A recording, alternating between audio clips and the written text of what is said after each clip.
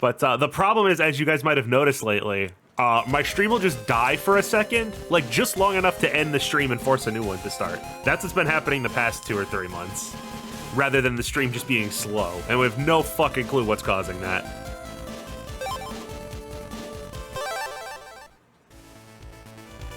John, that clearly wasn't start, it's the hamburger icon. Yeah, nothing, because nothing can just have start anymore. Everyone's too good for start. We've got plus, menu, and options. But, so this is where we were. We are 1 battle into the second tournament. So I'm going to try my absolute best to finish this shit today. I really want to be done with it. I don't want to do another stream of this. I don't want to play this game again. I just want this to be done so I could do the post game. But that does mean we have to do the stealth scenario again. That is the one we are on with Crusher, because for some reason we are only getting the scenarios I have already streamed because the game hates me.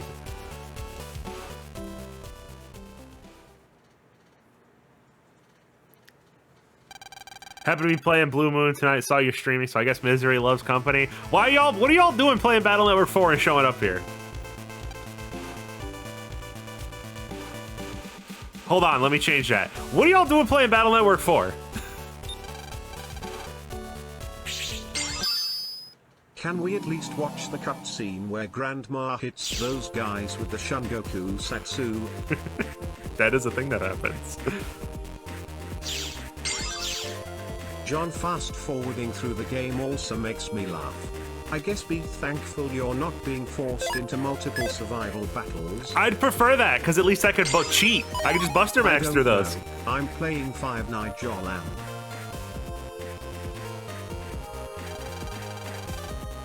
Oh, fuck off. Fuck off.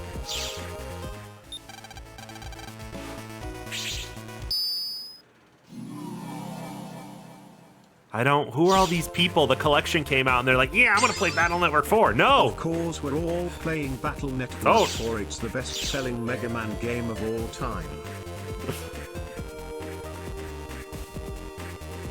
I'm getting paid to cover this shit, and I'm seriously reconsidering it at the moment.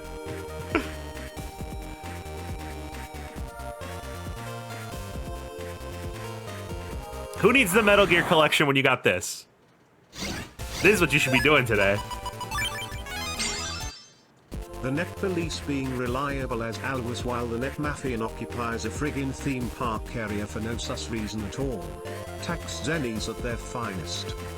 I mean, this is how the Net Police's like #1 operator is a fucking 12-year-old. It's not because he's especially good, it's just everyone else is especially bad. And oops, I accidentally walked up here. I hate this part, because if you walk up here while that guy's coming down, there's nothing you can do about it. You just get caught. You just get caught. There's nothing you can do about it. Shitty isometric stealth sections. This is like the 3rd time, 4th time maybe even, that I've played this stupid fucking stealth section, and I still hate it. Why do you have to jack in and jack out again every time? I don't have to, but the game puts me further away from where I need to be. Like, it spawns me over there to the right, and if I spawn over there, that's 2 additional guards I have to sneak past, rather than just jacking out and then jacking back in. It's faster.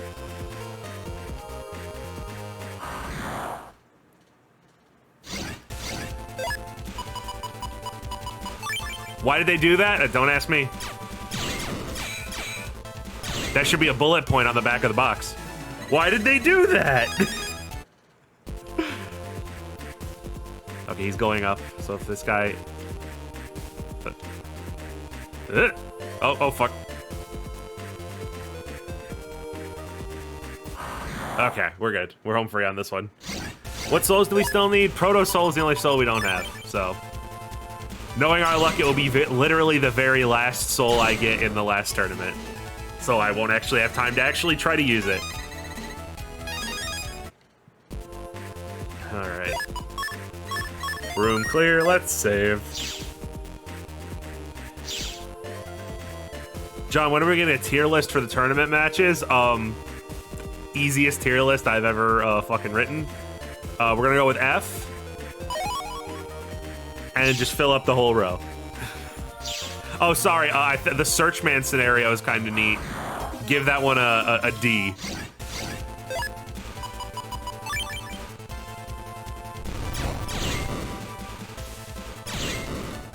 Every single one of these would just be side quests in any other game.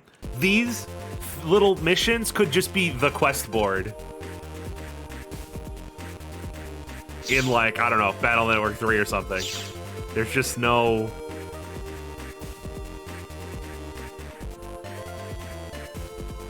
It feels like it was all experimenting.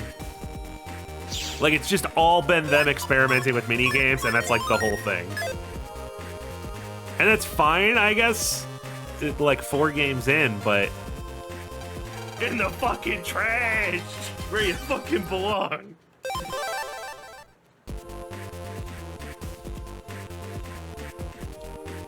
I love having to sneak towards things I can't see!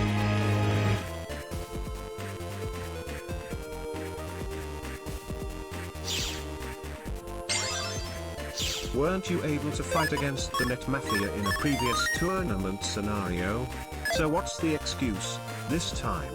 Just hire Shadow Men or something. If there's one thing they love to do, it's completely nerf the player characters for the sake of the fucking plot, when it makes absolutely no sense. Away, John. Watch me! So I guess our boy Junkman is in the F. I mean, his story is interesting. His scenario's dog shit, though. It's boring. It's the same boring shit every other scenario is. I did it. Sex averted. Walk around and fight a couple guys, only this time your controls are a little weird. Like, that's it. Story's neat. What about net football? Oh, yeah. No, well, foot bomb or whatever the fuck it's called. It's just a fucking guessing minigame. That is only tolerable in the Legacy Collection because you can just cheat and give yourself an absurd amount of HP. Okay, I swore he was going back upwards. I guess he wasn't.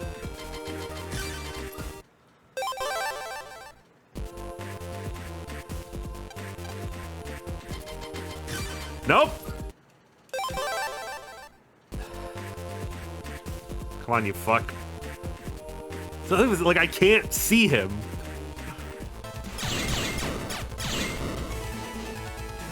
And they were never heard from again. But John, what about all the vitally important characters we meet in this game? At least the stealth missions in Summon Night, Swordcraft story are forgivably predictable. Those were just words. I don't even know what the fuck that is. What? What? How dare? Boktai is nothing like this, you heathen.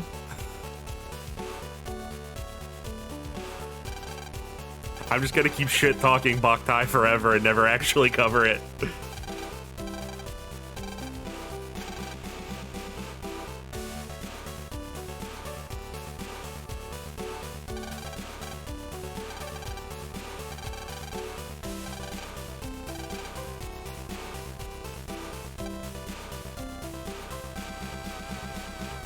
What do I even say? We're just doing the same shit. And then next is gonna be Video Man, which is just, I mean, I guess I didn't stream that scenario, but it's another fucking scenario we've already seen. You guys have already heard me talk about it. Like, what are we supposed to... How am I even supposed to pretend?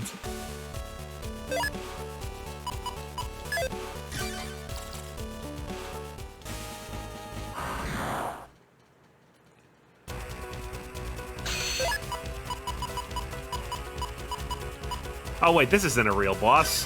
What am I doing?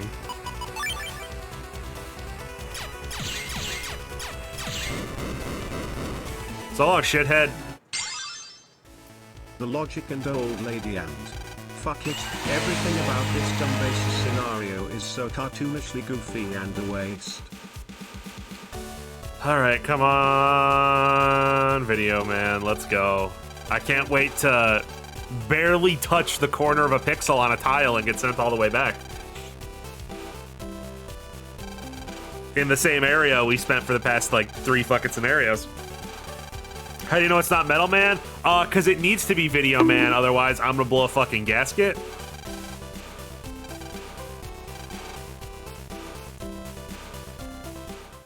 because then I'd have to trade to get the Video Man chips because I've never encountered him yet.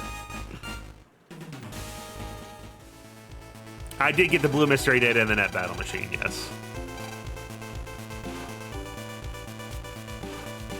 Yeah, I haven't fought Video Man at all yet. So if he didn't show up, that means that the game would have been glitched. And I would have had to trade people for Video Man chips for 100% completion. Because he's not a version exclusive, Navi. So I need them chips. Oh, Jesus.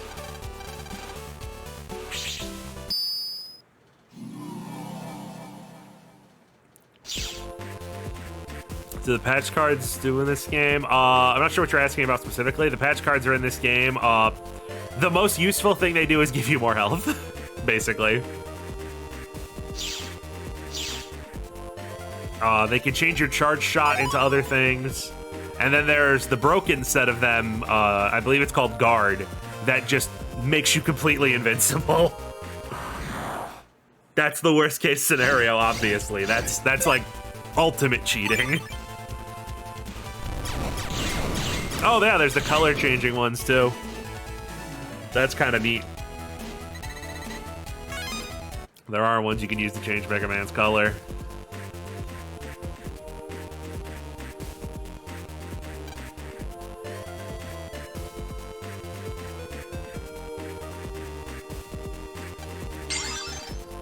The gist of this scenario is let me win or I'm gonna kill myself. No. Wow, rude. I'm gonna reverse your controls. Why didn't you just do that in the fight? Stop asking questions and do a minigame. And then you get the most overpowered Navi chip in the game. That's the thing. That's the thing too. I haven't been able to use Video Man's chip at all. Because I haven't fought him yet. Yeah, but no, it's like, okay, so it's like, cool, you know, there you go, there's non-binary representation for you with Viddy. Oh, the first thing they do is be a drama queen and threaten to kill themselves. Okay. Inclusive?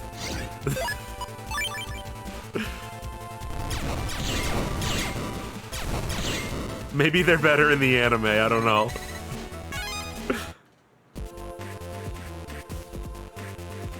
Okay, where do I go? I assume they meant park area.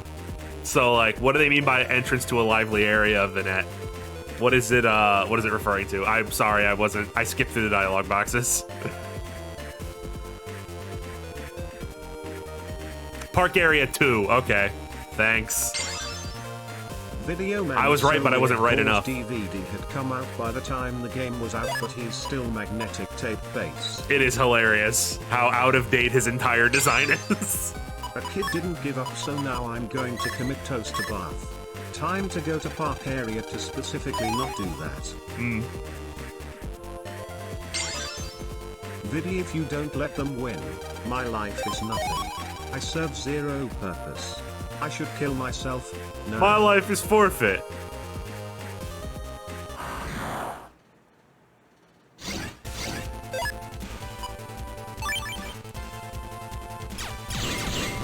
John, if you were in Battle Network 4, what would your scenario be?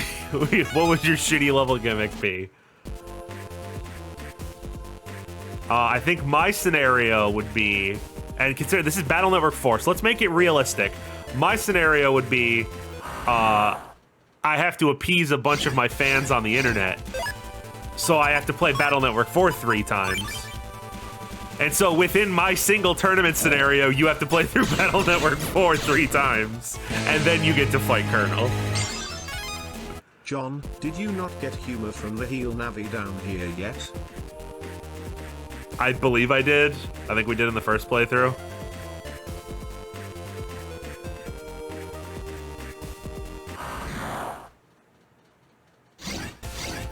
Cyber cornfield, yeah, a corn maze, but like an isometric corn maze, and it's full of little carrot champ guards that you have to avoid, and there's absolutely no indication of what direction you should go, and it spans 3 maps.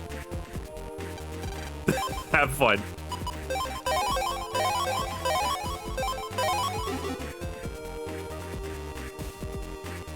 Deadbydaylight.exe.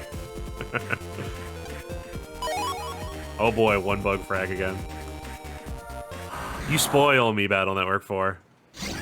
Yeah, also Carrot Champ erases your entire save if he sees you.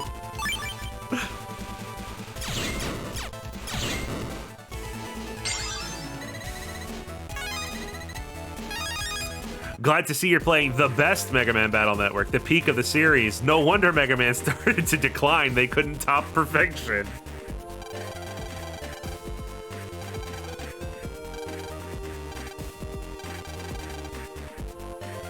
All right, yep. My controls are reversed now. Because rewinding video powers? Question mark? So in repeat playthroughs, blue mystery data that would have been chips or programs are replaced with bug frags. Yeah. Yeah, it seems to be that way.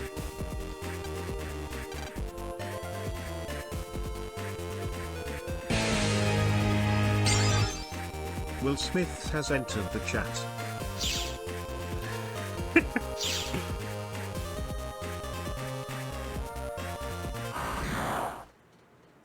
It's a shame we never got to see Video Man's brother, Betamax Man.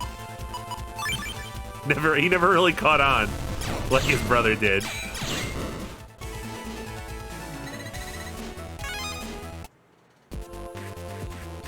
Our controls reversed in battle? No. They didn't put that much effort in. He still controls normal in battle.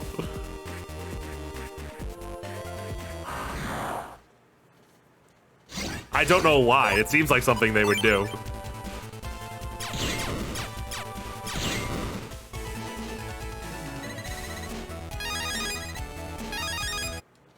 Yes. Keep being dumb shit like Spreader.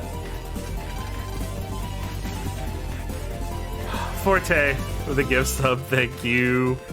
Here we are, here's these things. All right, so yeah, reverse controls, and you cannot so much as think about touching one of these icons or you get sent back to the start of the room.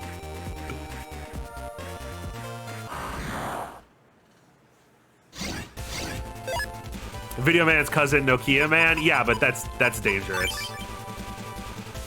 He's banned, actually. You can't have a Nevi that powerful walking around the net.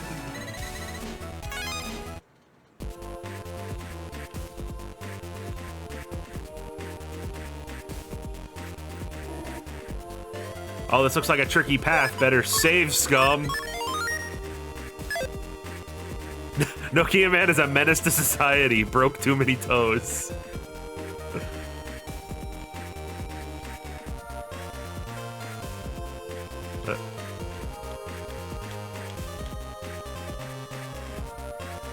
Next gen immersive gameplay. Game of the Year 2004.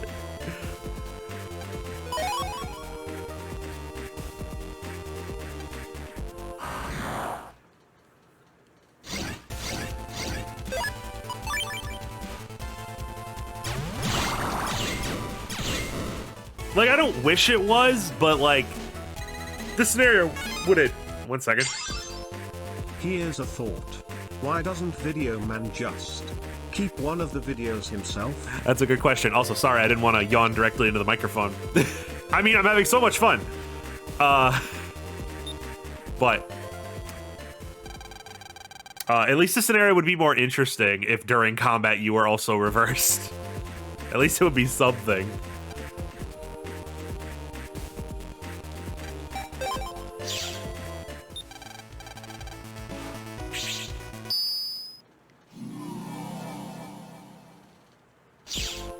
Why make the videos at all? Like, why would his thing be like programmed? Why would his ability be programmed to work that way? No, it's gotta be fair. He needs a super obvious weakness.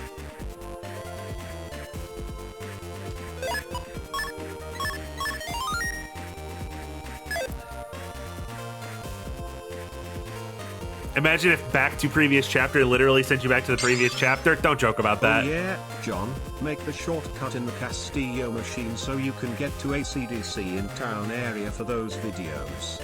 Oh, right. Because you have to go out of it. These games are so terrified of you having fast travel. You always have to go out of your way.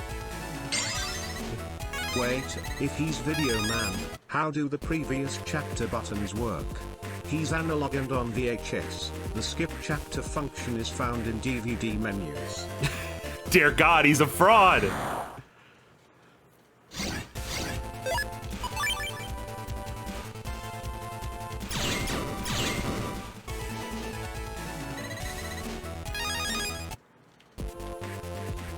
I don't know, VHS tape with composite cables on his head? He's the KNIArchives monk.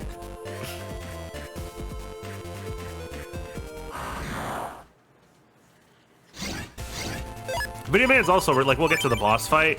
Video Man in general is just kind of ridiculous.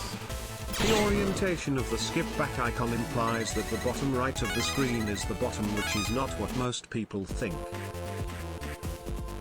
Yeah. No, God, no, John, you need to go up. John, you need to go up. The direction you're trying to go is up. It's like, that doesn't help me.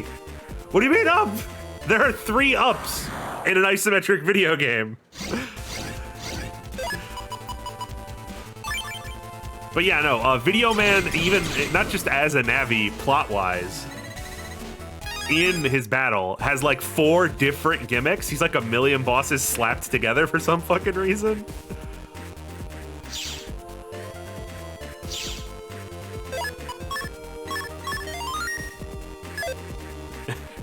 John, you need to go north left.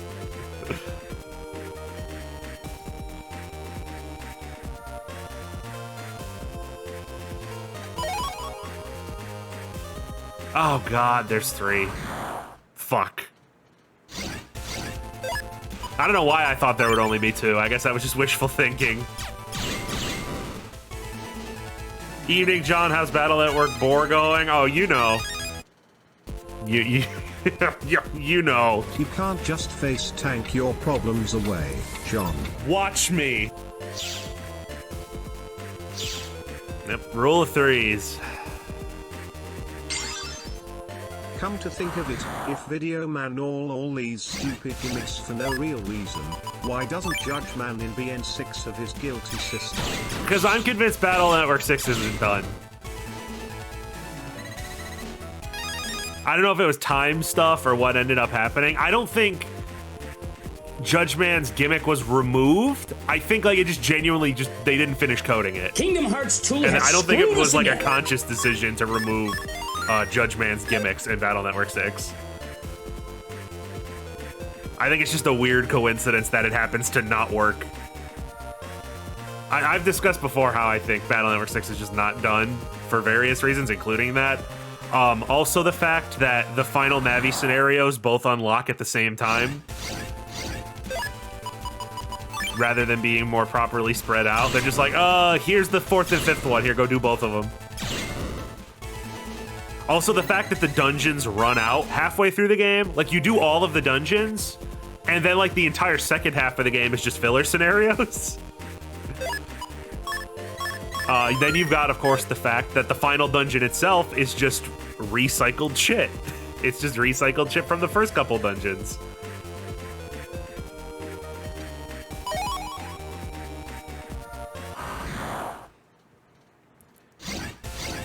Yo, yeah, Serenade. We also know that Serenade was not added to 6, even though they were supposed to be.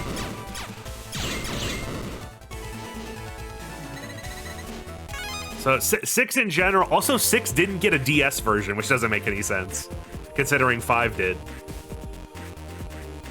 There's really no reason to not have a DS version of it.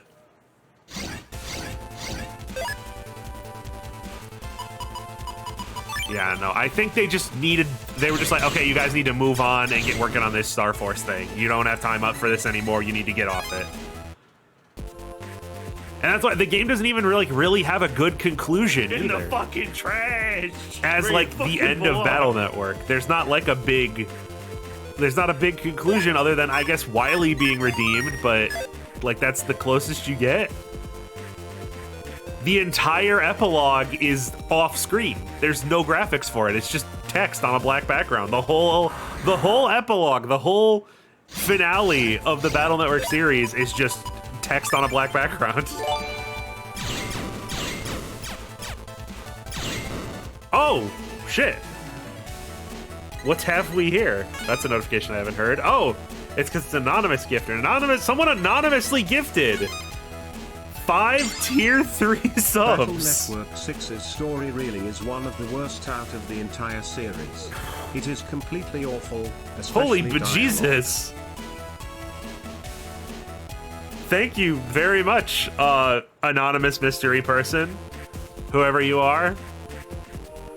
I keep forgetting, because, like, we don't really have that many. We definitely don't have tier 3 subs, because I tell people not to do tier 3 usually. I forget that I never made new emotes for tier 2 and tier 3 people. I gotta get on that.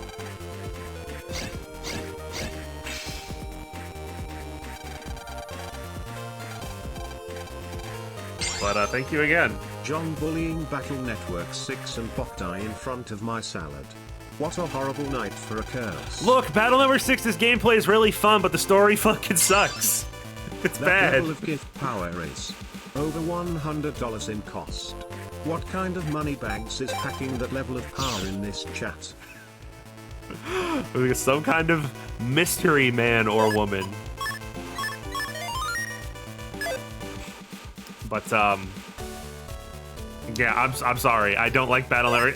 This is well documented in my 2-hour-long video that I think Battle Network 6, it has amazing gameplay, and I think even the dungeons themselves are fine, but the actual structure of the game and its plot is just super rushed and unfinished and full of plot holes. And just imbalanced in general. Like I said, like, so much happens in the first half of the game until you finish the cloud computer, but then you're only halfway done, and so it's just you, like, revisiting places over and over and over again.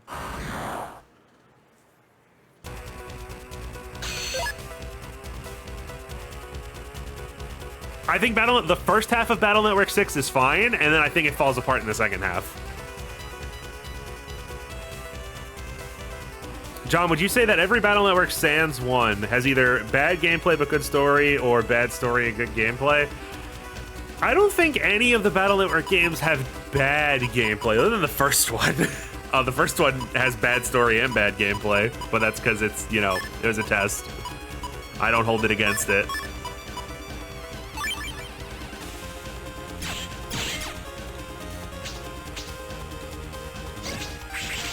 Ow. Oh, cool. That just completely ate my air hawk. Cool.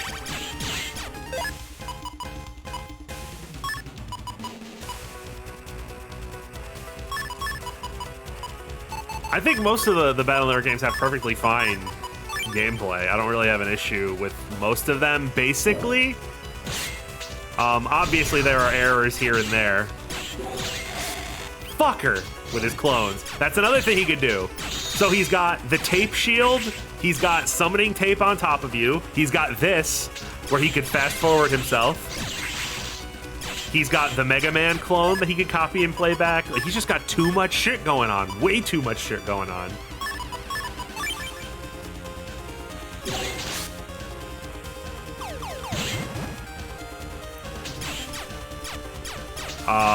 So, like, let me go through them. I think that'll help me think better. Come on, step in that square, buddy. Thank you. So Battle Network 1 has a generic story. It's not bad. It's just, you know, it's barely there. It's not even worth getting upset about. Oh, fuck you. Fuck off. You outdated piece of shit. Out of here with that nonsense.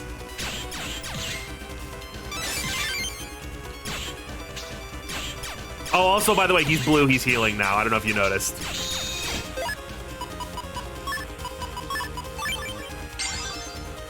Maybe you should / use a dark chip. I'm not a monster. I would never use a dark chip.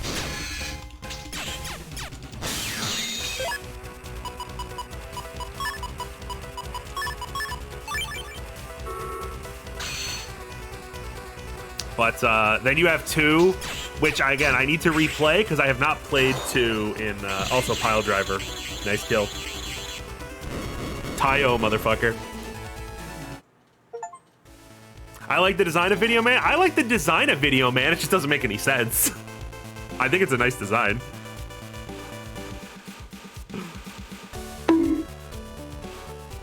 But Battle Network 2, I need to replay. It's the only one I have not replayed since my original video on it, other than the post-game, obviously. So I have to replay it again. Obviously, it falls apart near the end with the ice scenario, which takes like 2 fucking hours of nothing but backtracking. Like, inexcusable content recycling bullcrap. I can't really remember anything bad about the rest of it. Oh, there's Thunderman, which we discussed last stream, actually. I went deeper into my issues with the Thunderman's chapter, where it takes your chips away. That's a whole thing. But you got that. So 2, and the story in 2 is fine. I think the story in 2 is, again, I don't remember any glaring issues. I mean, other than the fact that, what's his name? Higashi. He gets blown up in the train station and somehow it doesn't kill him.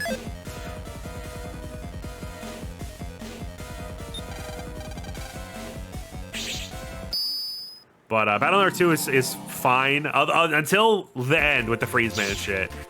I think the gameplay and story of 2 are fine. 3 obviously has... I think you'd be hard-pressed to find someone who doesn't agree Battle Network 3 has the best story overall. Gameplay-wise, I think the gameplay is good. I just think it starts out bad. I think if you don't grind, the opening of Battle Network 3 is way too rough because of Beast Man and Bubble Man, more specifically. Also, how dare you infect my spout boy like this? You shall pay. Oh, he's air hacking me. Not dying, but not Marine Harbor Station being perfectly intact after a bomb went off inside it. There's plenty of shit I'm bothered by that I just forget to say sometimes.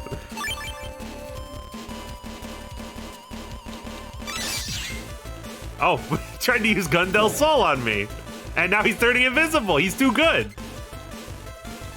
Spout Boy too strong. Oh, you little... Ooh. I taught him well.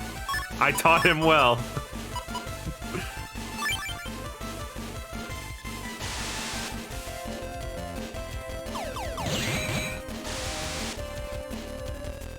Invis. Okay, I'll wait for the mine then, because I don't know if he'll still trigger it and make it waste. Ow. Yeah, this is way better than Evil Guts, man. Who just stands there punching air like an idiot.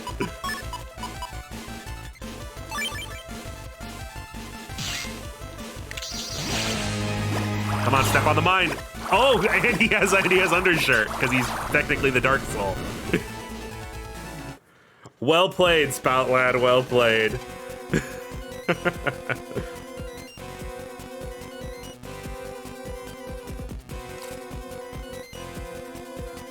Sorry, I was skipping, but I forgot if you skip while the game is in slow motion, it skips in slow motion. Melme sweat. Yeah, that would be bad. I didn't realize that he used my programs as well.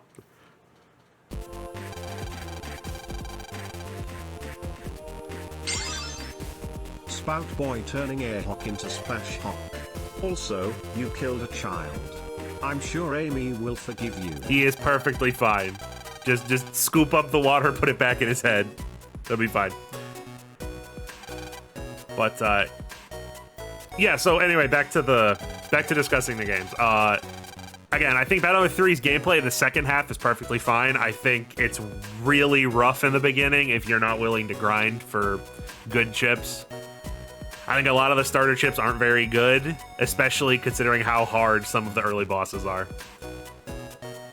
Once you get past Bubble Man, I think it's fine. I think it gets way better. I think the game gets 100 times better once you get past Bubble Man. Why does everyone keep calling him Spout Man? Well, I keep calling him Spout Lad, actually.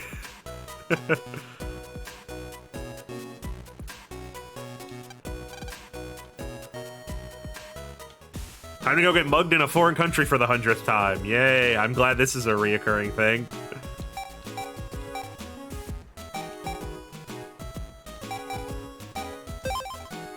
Go to the Denar part.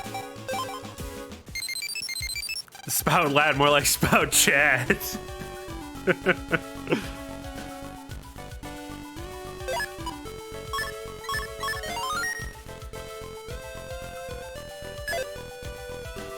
Then 4, I don't think I need to say it. I think I've been saying for hours how I feel about Battle Network 4.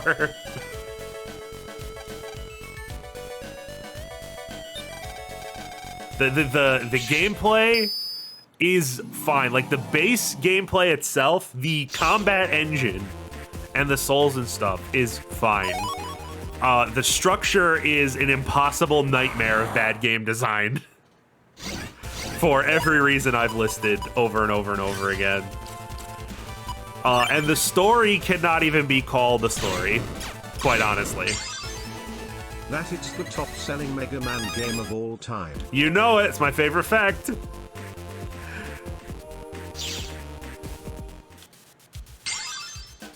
Mom says go have fun. Game cuts to Lan being drugged and kidnapped. Also, he has an extremely high price tag on the deeper, I mean the undernet. Oh yeah, remember John, you don't have to buy the chocolate. You can haggle her down to 200 by haggling 4 times. I already did. But you can also tell her no 5 times so she can curse your mother. It's fine. I can afford $1,000 for a chocolate, Kingdom apparently. Hearts 2 has screwed us again. Yeah, a series of unfortunate events, a Battle Network 4 story. It's just,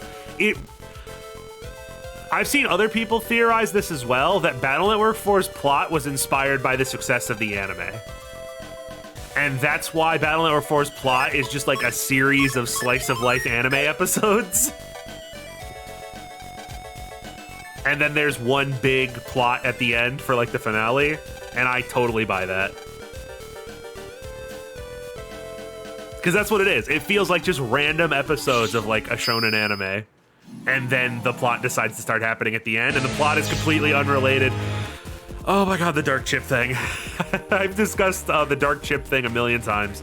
How the game pretends that it had some kind of point. Oh yeah, you can enter the sink now, I think. Yes! But the game pretends it had some kind of point about light and darkness and trusting humanity or something like that. It didn't. The temptation of the darkness, despite the fact you really don't need to use dark chips. The game is written as if you are constantly using dark chips, but like even as a kid, I don't think I would have been using them. Like the game is just not that hard. It's not like Battle Network 2. Like it's just not hard enough to require this shit.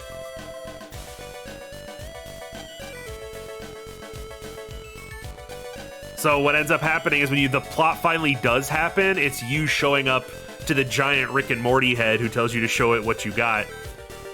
And it's like, oh my god, you're so evil, I can't believe it. I'm going to destroy this entire fucking planet. Even though you only used the one dark chip the game forced you to use against an invincible enemy. And Lan and Mega Man felt bad about it the entire time.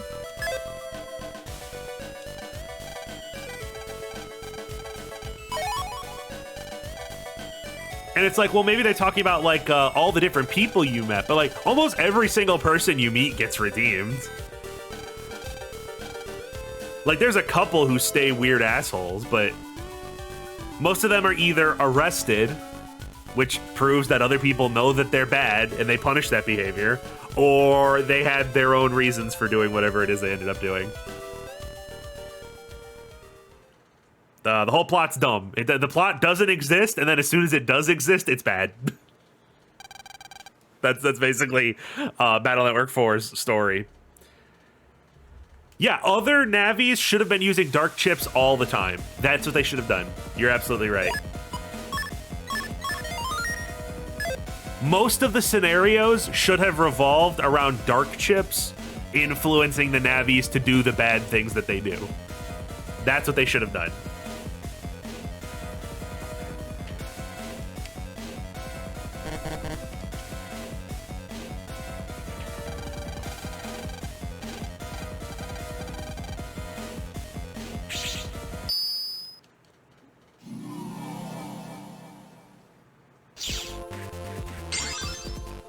To be fair, John, Duo's issue is explained in the cutscene. Mega Man destroys his dark soul, but Duo's issue is that you have the potential for evil at all instead of being able to completely purge it from your being. Basically, his standards are extremely unreasonable. Sure, but again, that would mean something. I would get what they're getting at. Like, everyone has the potential to do bad if we saw that, if that was the plot of the game, but it's not. I'm not saying it's incorrect, but it's not what the game was going for up until that point, you know?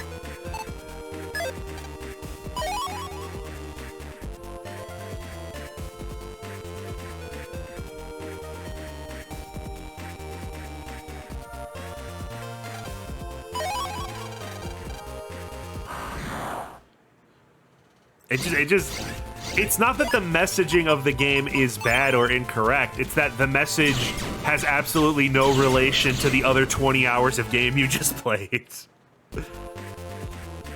Like, Nebula is supposed to be like this awful force we're supposed to worry about, but they don't do anything. They don't do shit in the whole game.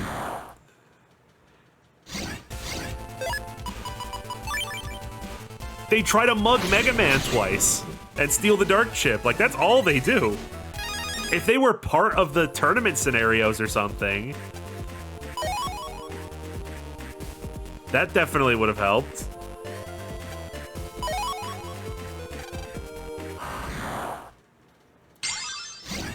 Nebula unleashed the bright cloud on Haruka. Crime is unforgivable. Yeah, that time they showed up, tied up Haruka, and then just left? They just left. Like, what? Why? If you want the chip that fucking bad.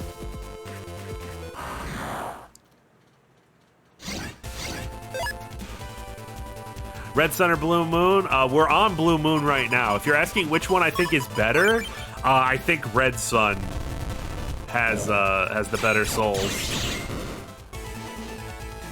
Unless Proto Soul completely blows me away. It's not Search Soul, it's not Roll Soul.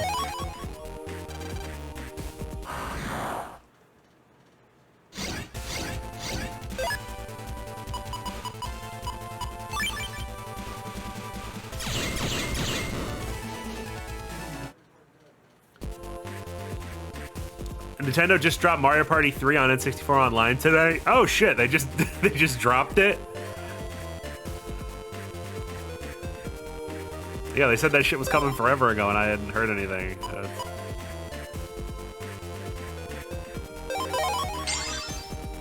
John, I don't know how many more times you carry a basic sword chip to the Battle Network games and bosses. You were made for Proto Soul. That's what I'm saying, Proto Soul. It would have probably changed my opinion of the game at least a little bit if I had gotten Proto Soul early and I was able to use it for all 3 playthroughs.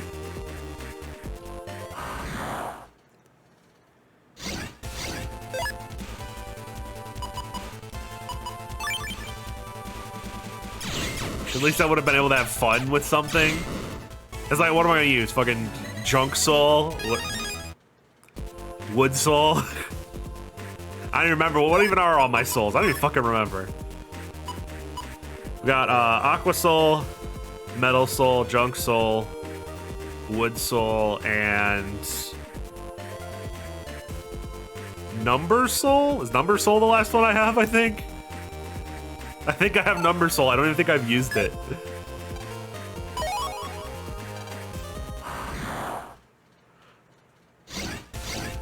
Continuing the tradition of hashtag fuck number man. The Sim Soul, exactly.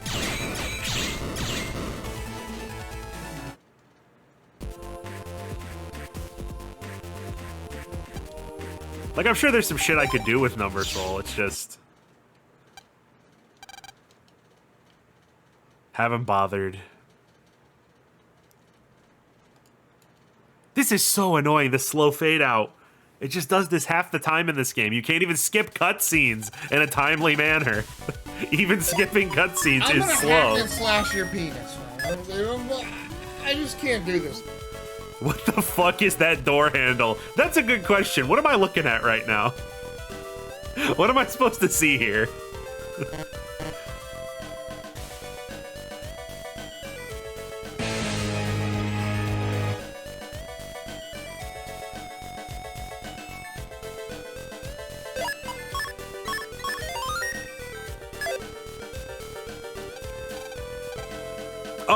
Oh, right. I suppose I should finish doing the thing I was doing. So I would say 5 has good gameplay.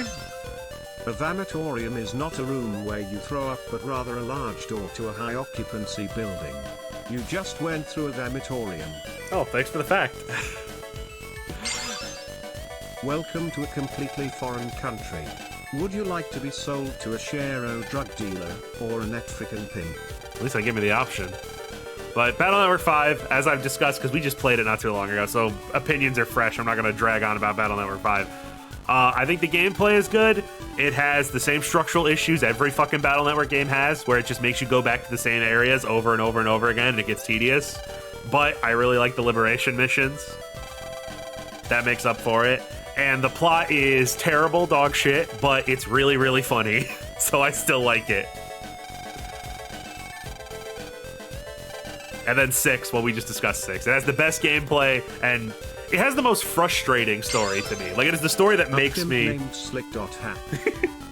It has the story that makes me the maddest. It's not the worst story, but it's the story that has the most moments where I'm like, oh, fuck you, come on. Too many weird inconsistencies and dumb shit in 6. And then, like I said, it has horrible pacing issues. But it has the best gameplay, so... Great! Yep, I was right. Proto Man very last. Right before the end of the game, we get Proto Man.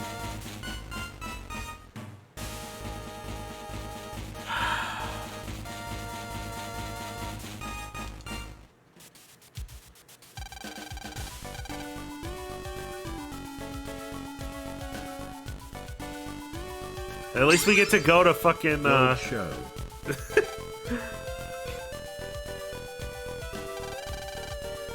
We get to go to the Water God comp, finally. I need that full cuss. Satan. Why is this like the one time the game is polite enough to just immediately teleport you where you need to go?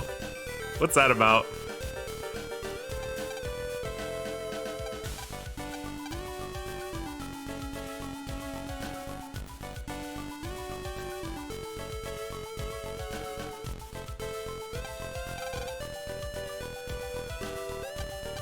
All right.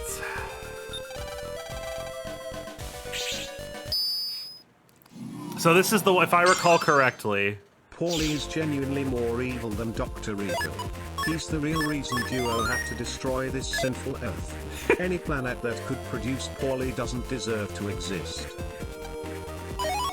So if I remember how this scenario works, we have to go find the statue, and they're like, the statue appeared in Sharo last year, and it never, ever, ever shows up in the same place twice. And then I think you guys can guess where that's going.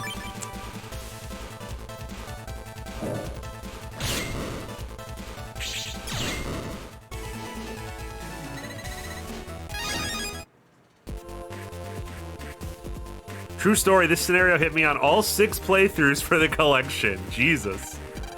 I mean, that means you could technically 100% it, because you can get all the blue mystery data.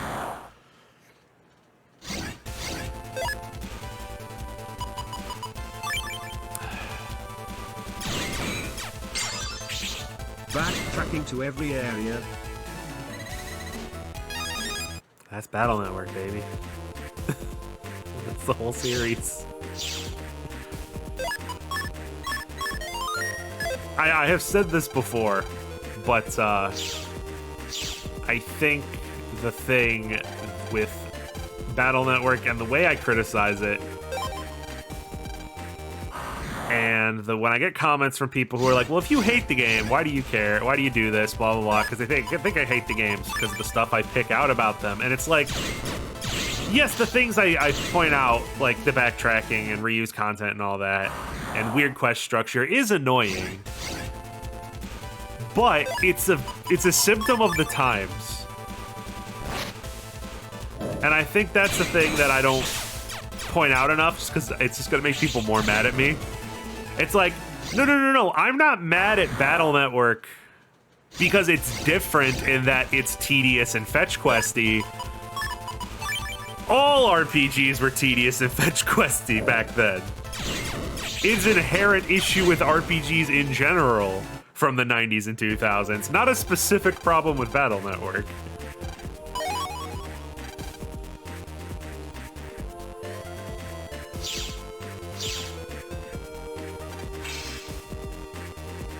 Fucking hell, not even really RPGs. Like, so many games.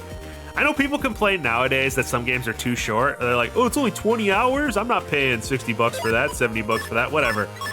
But, like, it's because games used to be filled with so much bullshit. And I say this as someone who plays old games more than they play new games.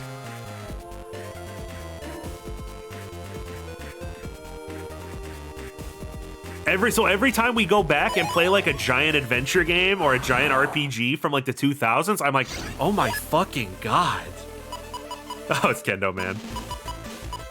Like someone pointing out, yeah, 1,000 Year Door.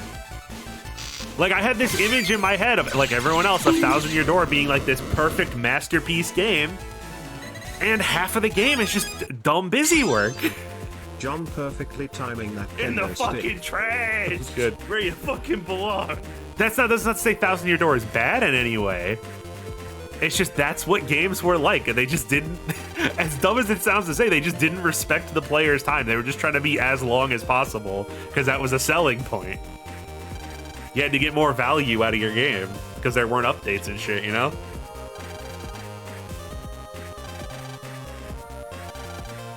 So I don't understand when people are like, well, I'm not going to play this, I'm not going to buy this game unless it's like over 100 hours. I'm like, the last thing I want is like a single player game that's narrative based to be over 100 hours. That sounds like the worst fucking thing imaginable. Why would I want that?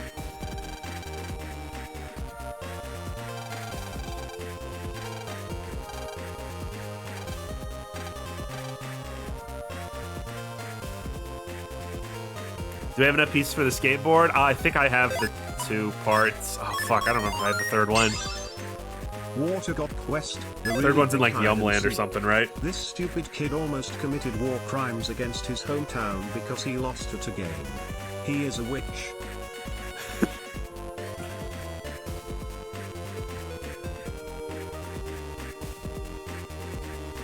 John doesn't like Xenoblade. 2 different people talking about Xenoblade immediately.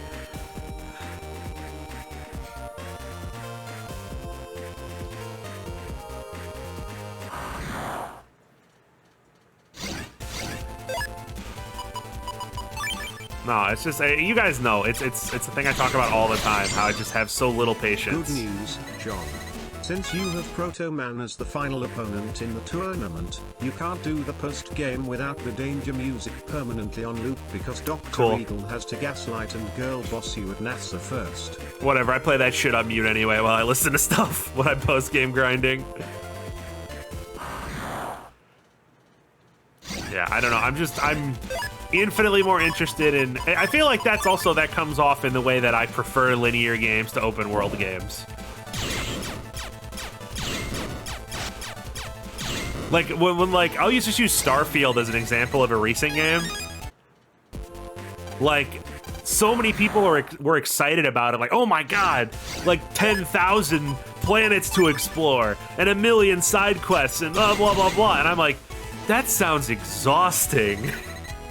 That sounds awful. What are you people talking about? It'll take you 1,000 hours to platinum this game. Like, no. What? Why do you want that? The only game, the only like type of game I want to last over 100 hours is like a multiplayer game.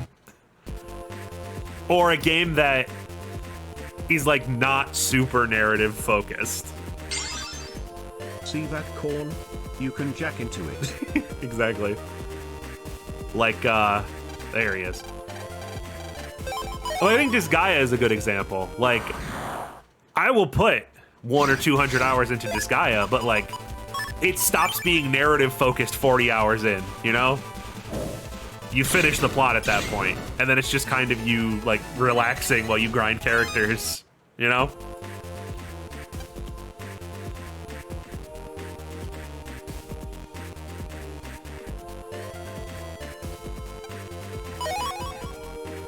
Yeah, the story is the tutorial for Disgaea. Yeah, Disgaea is a game where you can get to level 9999, but the final boss is like level 80.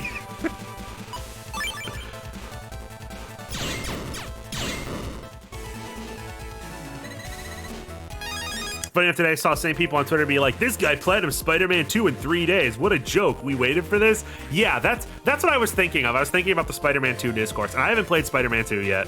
So no spoilies, please. No spoilers. But people being like, yeah, it only takes like 20 to 25 hours to complete this narrative-based game. Like, yeah? What the fuck? What?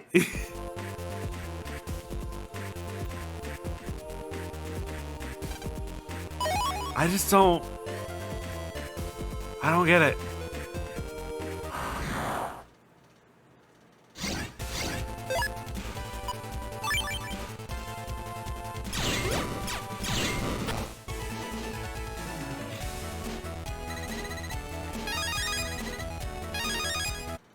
Like, it just makes me think back to, and I'm boomering here.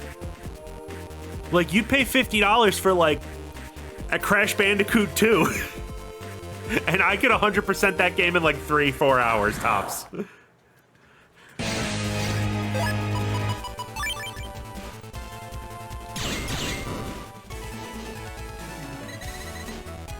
I think it's two things. I think it's one, live service games have melted people's brains. If people are obsessed with this idea that every video game, you should play, every time a game comes out, you should be playing it for at least the next year. Like, just that one game. And that's insane. I'm sorry. Not that there aren't live service games I like, but like, it's brain rotting people to think you should get 500 hours out of every game you buy.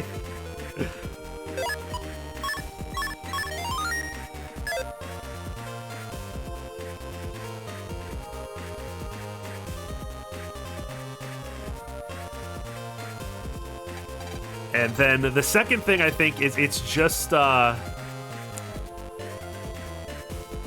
think the problem is that certain games come out and then everyone wants to compare every game to every game. I'll try to explain this if you're not getting what I'm communicating here. I'm not doing a good job. Like, people want to compare every type of game, every genre of game to every other type and genre of a game just because they have the same price. As if video game prices outside of indie games aren't basically standardized at this point. Like, if I have to hear one more fucking criticism of a game because it does not have the amount of content that Baldur's Gate 3 has, I'm going to start chewing off kneecaps.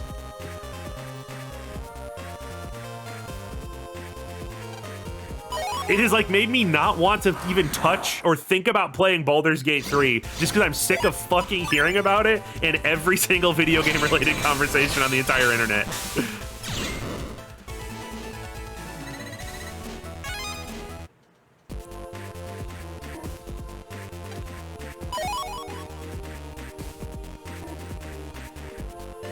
Kingdom Hearts 2 has screwed us again.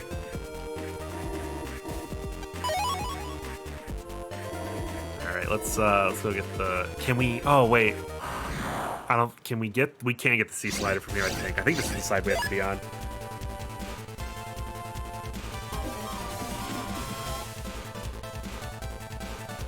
Every open world game has to be Skyrim or Breath of the Wild, obviously. Yeah, exactly. Also, thank you for the follow.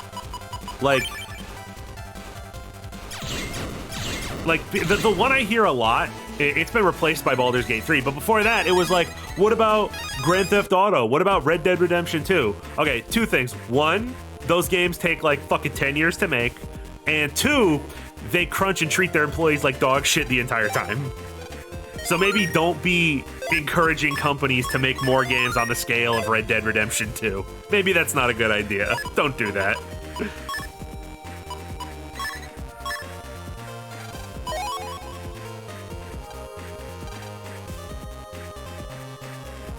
What? Hold on. Oh, wait, I have to talk to the officer first, don't I? Ugh. Fuck!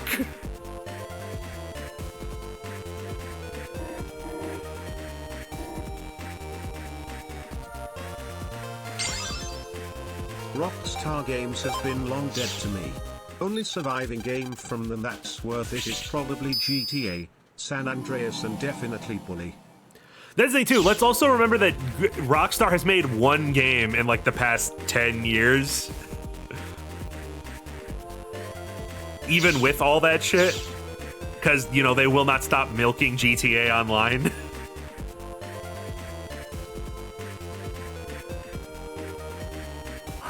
Ugh, wrong way. It's the other way, right? I gotta go wrap around.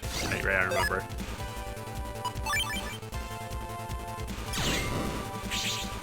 And then, like, I feel like this whole discourse, like, it's always existed, but this whole games price discourse, it's not worth it.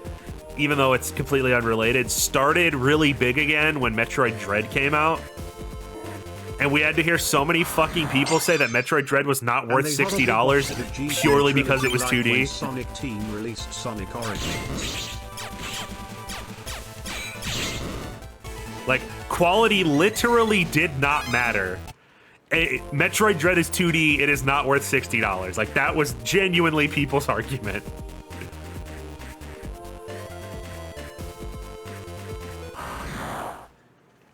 People just, again, it's just brain rot. I don't know how else to describe the people who act like this.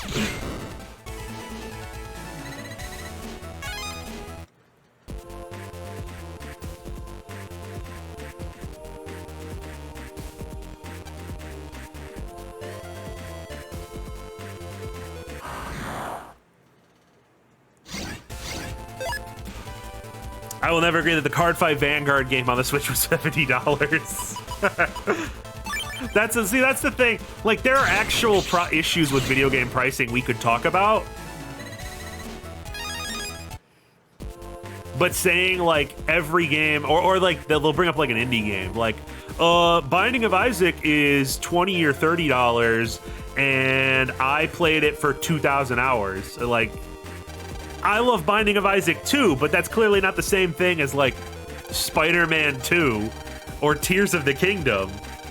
This is like a whole different thing, mate. Like, it's not even close to talking about the same shit.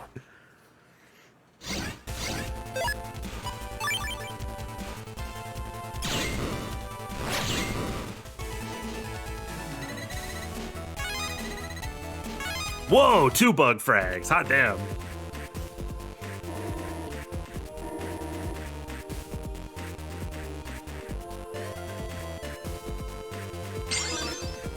This conversation has taught me something. Battle Network 4 awakens something in some people, especially in John. I guess I'm just in a generally frustrated mood. I want to complain about the horrific fucking state of media discourse on the internet.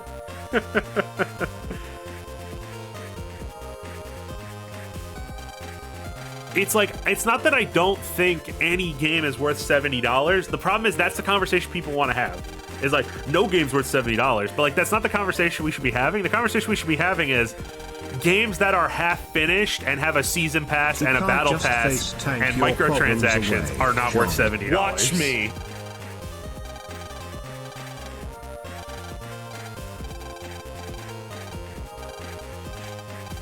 Like, there are lazy, shitty, awful games that are not worth full price, obviously. I'm out of pedantic juice. Pointing out the mistakes in this game is fun and all, but I'm exhausted. Rant for me.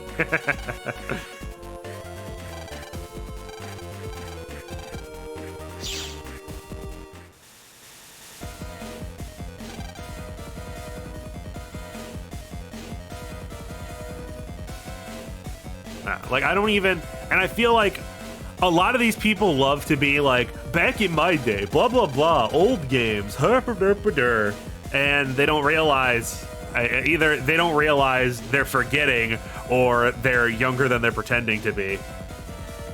And that is that we have, like, video games were not, oh, the video games used to be all $50. No, they didn't.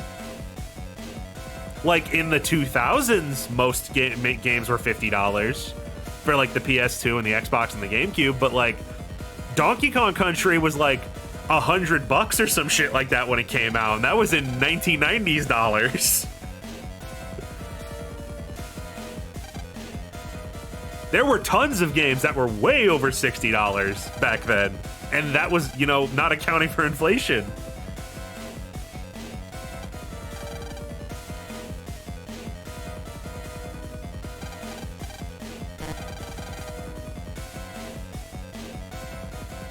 Why would Lance's parents let him get on a plane after himself after last time? Because they don't give a fuck. All right, what do we need? Recover, drop. Oh fuck.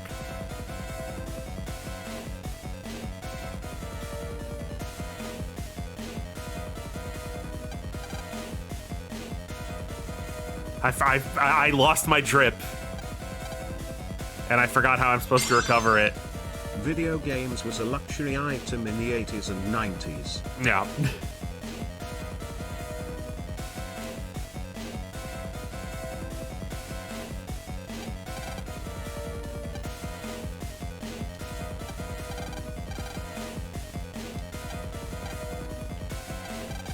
It's just in Africa somewhere, okay. Yeah, spending $100 on Star Fox because of the chip and stuff, like, and then like, remember like what Atari and shit looked like. Look up how much those games cost.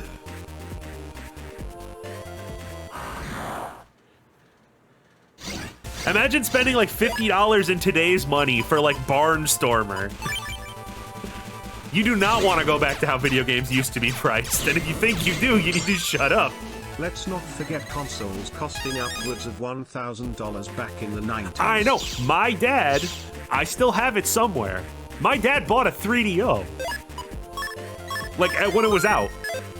Adjusting for inflation, a 3DO is like $1,200. 3DO was fucking expensive.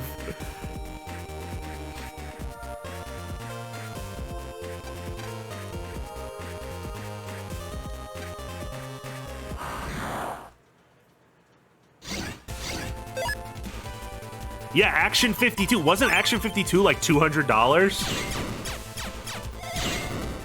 And that was in like late 1980s money. So like, what even is that? Cornman has a 3DO Nijo Excite. Like, how much is that with inflation? That's crazy. For a bunch of the worst unplayable pieces of shit you could possibly imagine.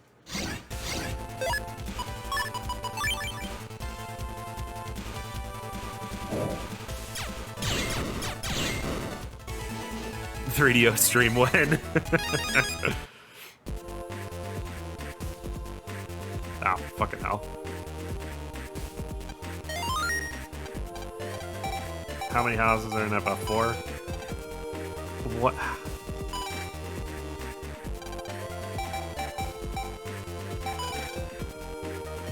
Okay, Netflix Youth Club leader, where's what colors?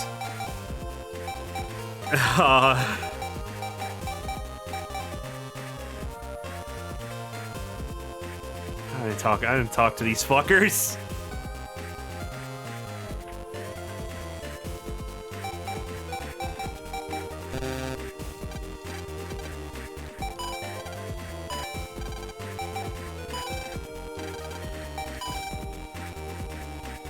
Oh, get out of here. Get out of here.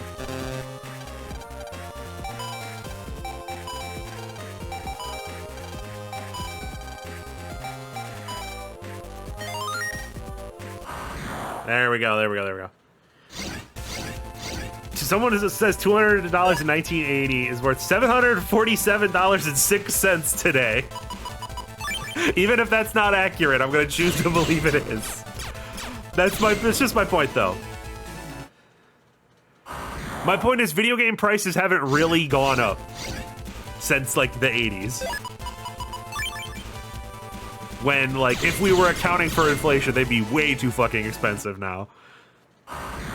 Obviously, yeah, like, no shit, I would love if video games were cheaper. And obviously there's a lot of games that charge you full price that should not be fucking full price. A lot of it's corporate greed bullshit. Like, it is unconscionable that sports games were like the very first games to jump to the $70 price tag. It was like Demon's Souls remake, and then NBA 2K was like the second $70 game. Like, obviously that shit's unacceptable.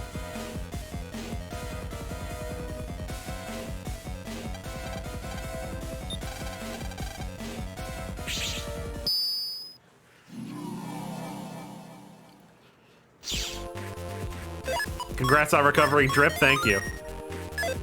If only I had Spout Lad to help me recover my drip.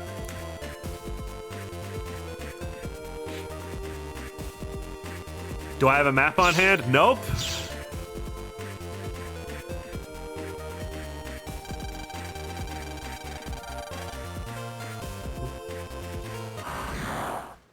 Oh, there we go. Oswald's got a little guide.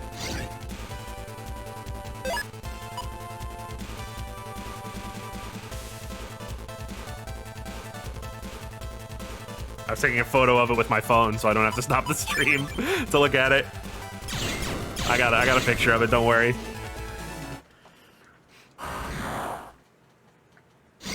I see people still talk about this Vanguard game that's apparently $70 on Switch. Like, wow, the balls.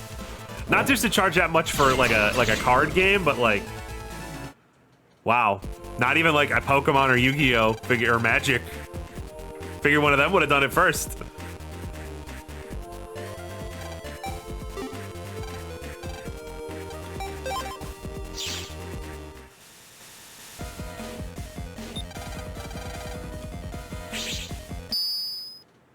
No, it's $90, but $180 for all the additional content. Holy shit.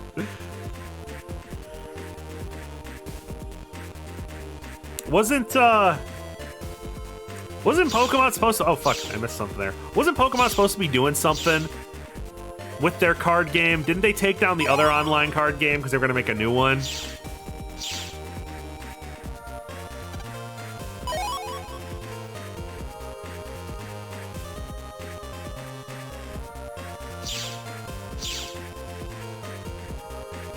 Green, blue. Hold on, we gotta fight some guys. They did. The new one sucks. New one sucks. Oh, okay. Great. Like, I figured they would have tried to capitalize on Master Duel doing so well.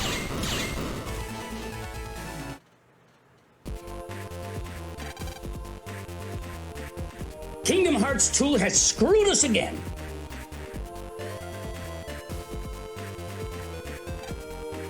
There we go.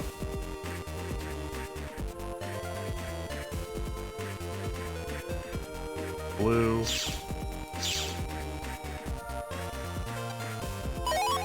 It's all 100 zennies. Pink.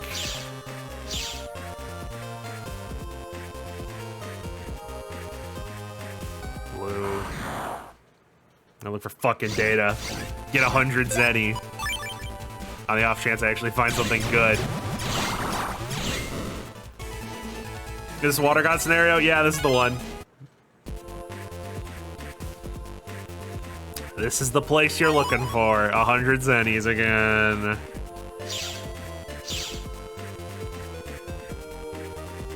I can't avoid them. I can't avoid this pile of corpses. It doesn't even make any sense. Again, what is with the way Navis are programmed to die?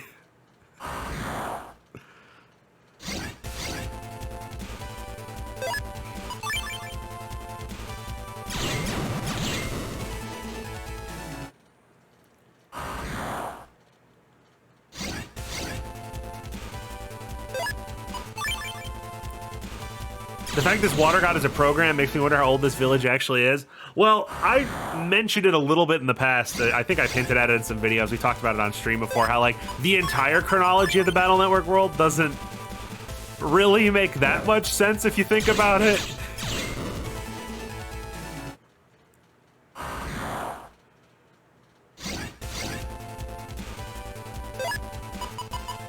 Like, there are statements that imply the net has been around for ages, for eons the net has existed, when the net could have existed for like 50 years absolute tops at this point. Like, absolute most the net could have existed is like about 50 years.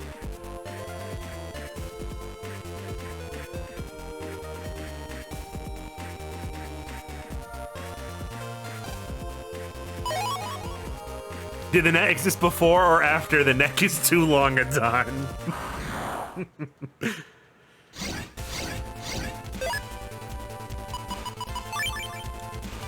It turns out Tadashi was a time traveler.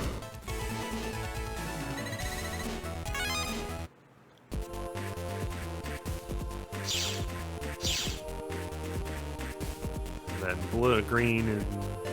No, this is a dead end, actually. Oh, full cust. Okay. Okay.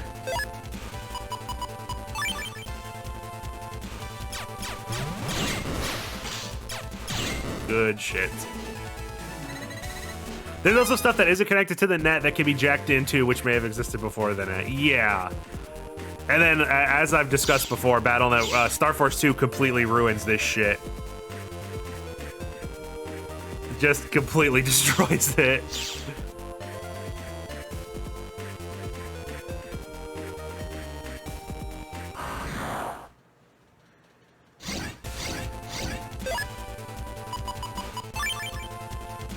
Yeah, like Thunderman, like Raoul and his tribe have like ancient rituals and shit that only work on computer programs. Like, what?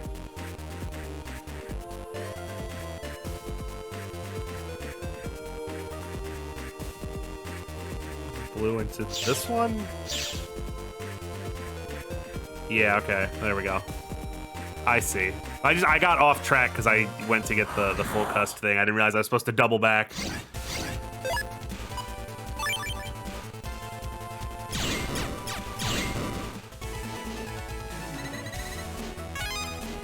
No, but then, and then like I said, Star Force 2 has such...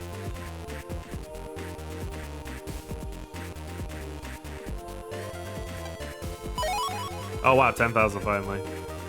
But Star Force 2 creates gigantic fucking problems with internet-based, with net society.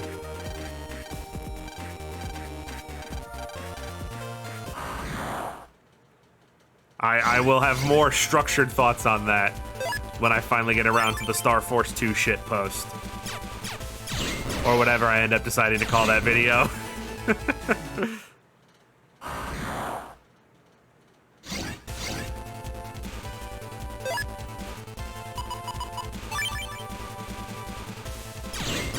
Did Mega Man just say this viruses is why it's going crazy? Probably.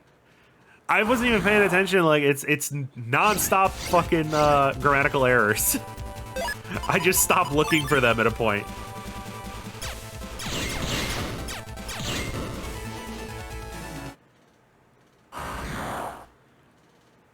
Yeah, a couple more random virus encounters. I didn't get enough of them. I make sure I really learned my lesson and I know what's going on.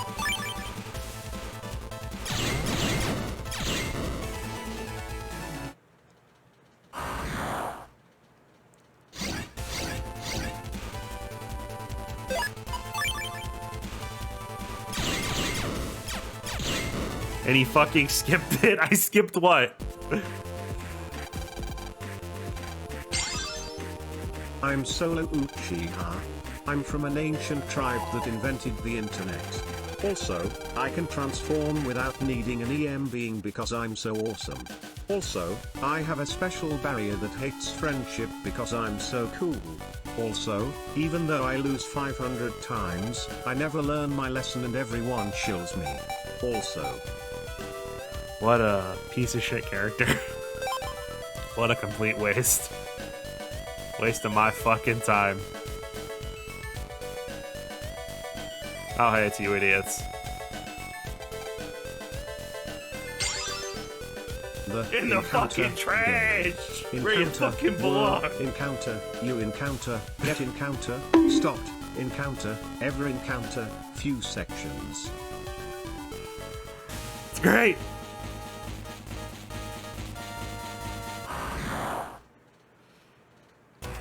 Solo is literally the best character in Star Force. Look, I don't think any amount of Star Force 3 giga wanking is gonna make me give it any more of a shit about Solo.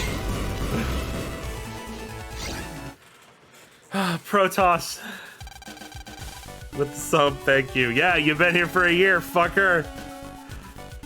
Also, Agent Q has upgraded their badge. They have reached the threshold. Congratulations and thank you.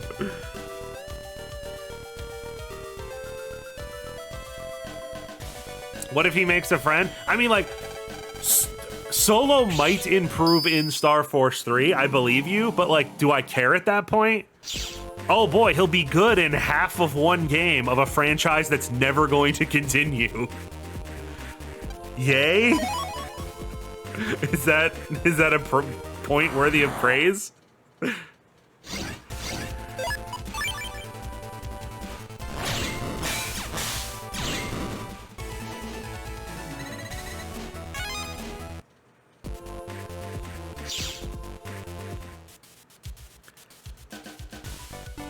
Star Force 3 is so good, it'll even make Battle Network 4 a good game.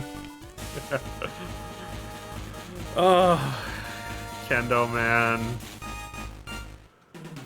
Oh, God, of course it would have to be the one that would take longer. Reminder that Paulie gets away with destroying his god purely to satisfy his own pride because Lan says that he didn't do nothing. Lan would canonically side with Satan. Thieves in 4 sad.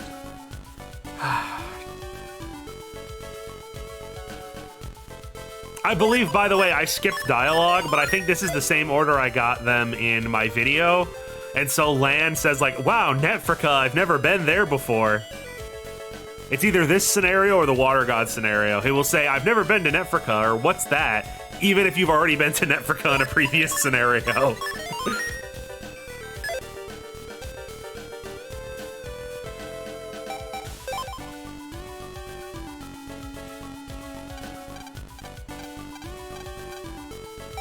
No, I'm good right now, mate.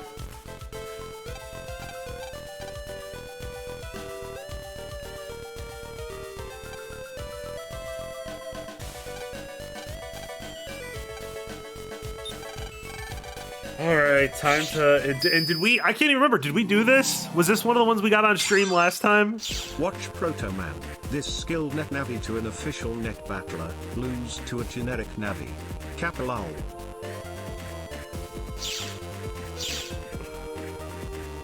Because evil. Because darkness. Because corrupted souls. Because anime.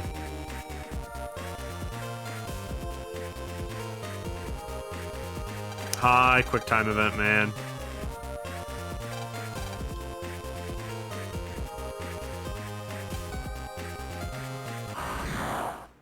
I was gonna skate behind you real cool, like, to steal whatever you're protecting there, but random encounter instead.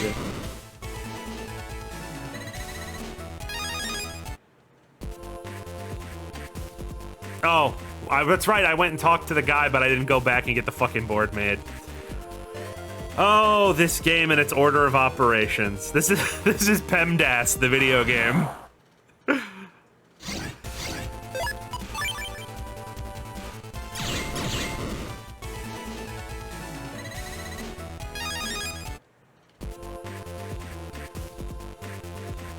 Let's go get our stupid slider. Like, what's gonna happen if Land and Mega Man don't do these scenarios? Like, some of them, like, they cause disasters or something, and people are in danger. But a lot of these, I feel like we could just sit inside the tournament venue and, like, well, they'll have to show up eventually. It's just a harmless game about capture the... Oh, I'm sorry. Trigger the flag.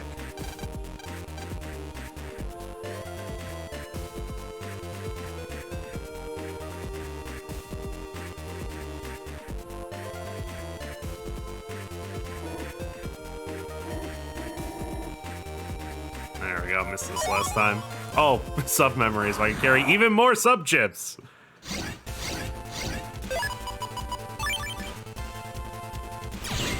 You know, in case you need to carry like 8 mini energies.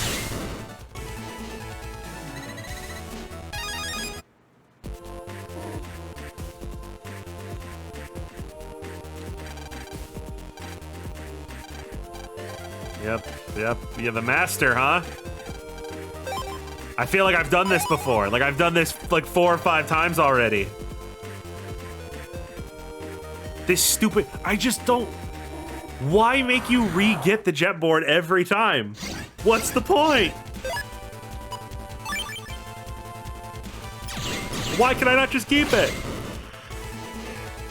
Also, I'm yawning again, but I'm yawning direct to the mic this time. I don't care. Not because he made the sea slider. He just really liked bears. Couldn't get him out of White Castle. Slept in the parking lot, actually. I just came back from seeing a Bible movie with the family. Now I just want to sit back and watch John bust some viruses. Again, sorry. Double weird entertainment choices today.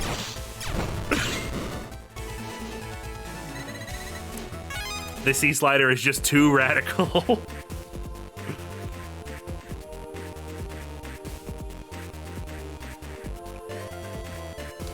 To waste Zenny? Yeah, that's... Don't worry, I have a section knocked out of the post-game script to talk about this game's ridiculous fucking Zenny problem.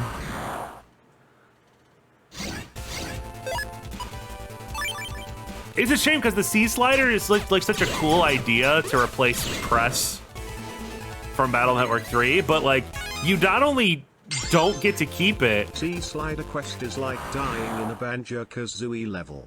If you're trying to get all the notes and die, they will all reset and you have to get them all again. See, that's why you should be playing Sea Slider on Xbox 360. But it's a good idea for a thing, but it's not mandatory in most scenarios. I don't know if you ever have to get it. I'm not sure. You skipped it. Card Fight. Vanguard Dear Days was developed by the company Full Ride, which has a notorious track record for not wanting to release their games in the West. After Master Duel's success, Bushiroad, which makes Vanguard, forced them to make an English port for Steam. You can tell cause 90% of the game was put through Google Translate. This is not a joke. I spoke with a Bushiroad rep the day the demo came out and was a tester of the Steam Deck of Dear Days. I forgot how to block.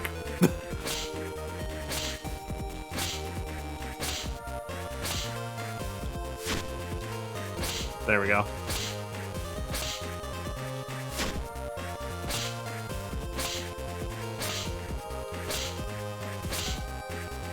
You can't just face tank your problems away, John. Watch me. Normally, I would not have a problem. I like how the Slider Master Jr. is I'm like, gonna hack and slash worry. your penis. You don't have to pay me to make this. I just can't do this. After you have to open a 500 Zenny door that she's hiding behind. And after you have to pay 10,000 Zenny for all of the parts. Kingdom Hearts 2 Yeah, like the has game's screwed doing us you a again. fucking favor.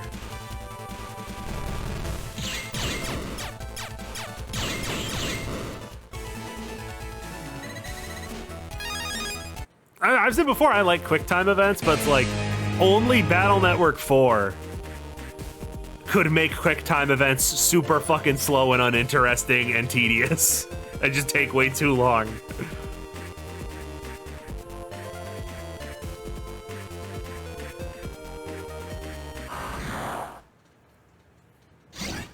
Like, it's not even overwhelming, like, it's something like the samurai scenario thing in Battle Network 5.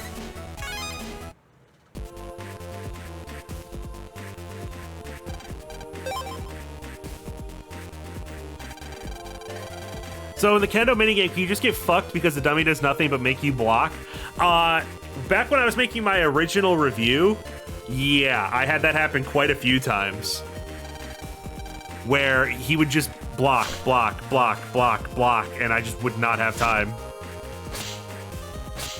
I don't think there's any kind of complex algorithm going on. This game is just making me think of the go to how Ernie jail meme.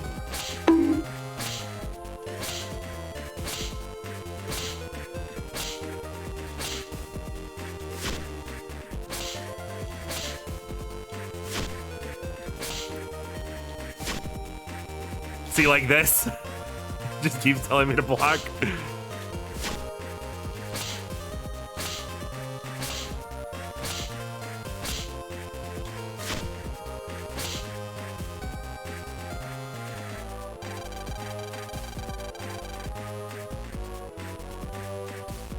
Hunting for, I see Roxas is hunting for Vanguard players. I did it. Sex averted.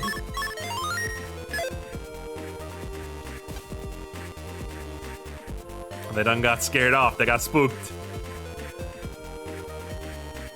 Oh, good. He's right here.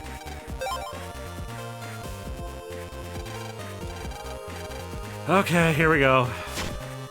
Block. Strong start. Another block. Another block.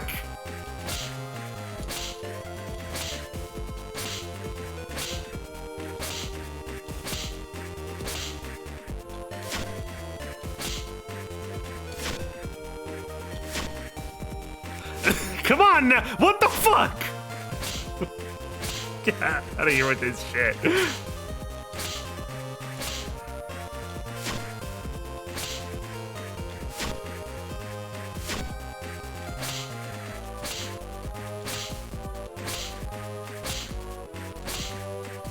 There we go.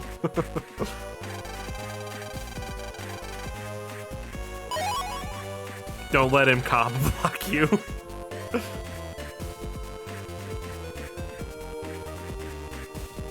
And then there are scenarios that cheat, and those bug me too. Like, you'll have your little scenario, and the game will be like, okay, that's pretty good. But now you need to go do a different scenario. Like, no, one at a time. One, I'm letting one through. You get one scenario per tournament. You stingy little fucker.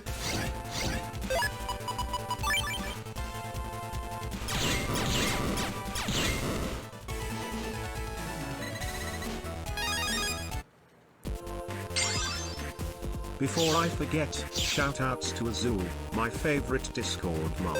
Ooh. Much love to the network guardian. Evo 18 heart.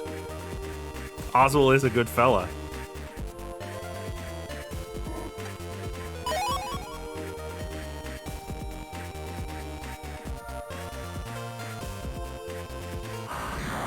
Blocking a hit should add time to the timer. Yeah. It's like I said, it's not a big deal. It's just, it's like so much other shit in this game. Like, this game was all experimenting, and as much as I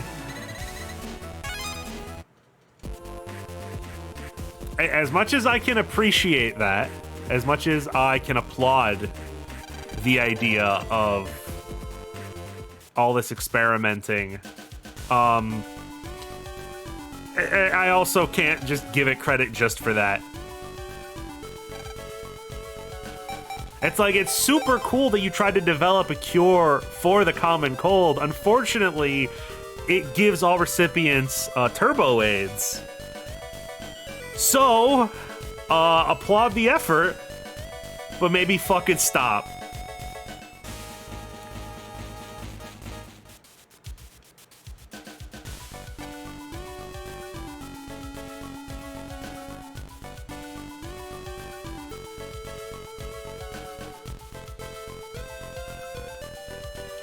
That's in Africa.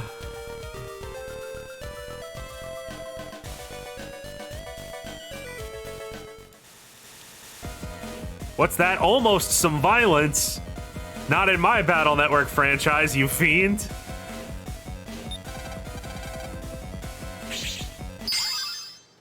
Would you prefer learning to perfect parry in Sonic Frontiers over playing all of Battle Network 4 again, though? Yes. I'm never when I 100% this game, I'm never touching it again. Also, someone said, can I direct your attention to I Am Legend? Yeah. But, yeah, I mean, I cannot see any reason I ever play this game again.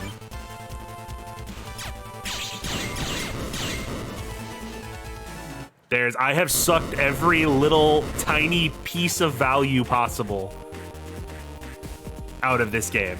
There's nothing left.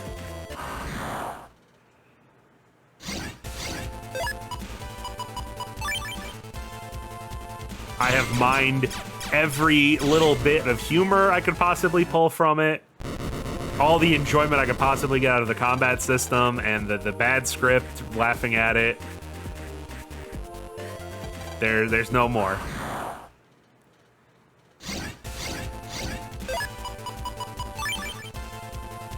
It's just, there's a well that has entirely dried up. It's not even funny anymore.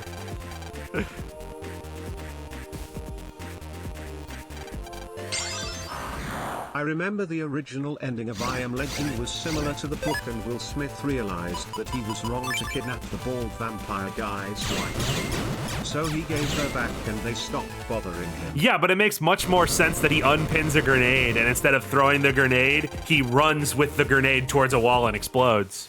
That's a much better ending. I'm glad that's the one that they went with.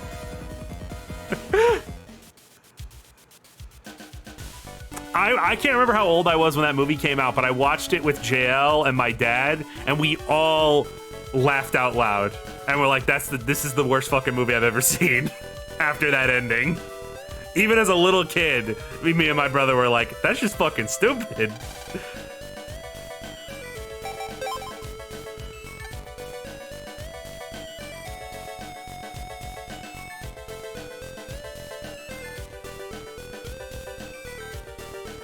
That movie inspired Batman versus Superman? That makes too much sense. You could be lying, but I want to believe that that's true, so. Let's pop a pull real quick before we head in. Wow, 10 chips for Heat Shot? Never mind, yeah, we're good for now. I was gonna try to fill the couple library slots I don't have yet, but 10 chips for Heat Shot is not gonna cut it. Hello, Metalloid, welcome to the Battle Network 4.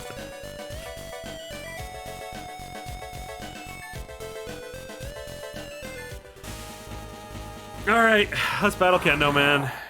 How many standard chips? 200? I think so. I think it's 200 and 150, maybe. It's 150 or 200, I don't remember.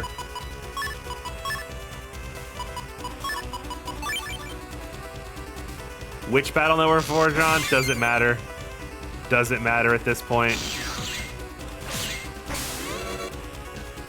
Unless you've got some secret third Battle Network 4 that isn't unbearable. I don't think it matters anymore, my child.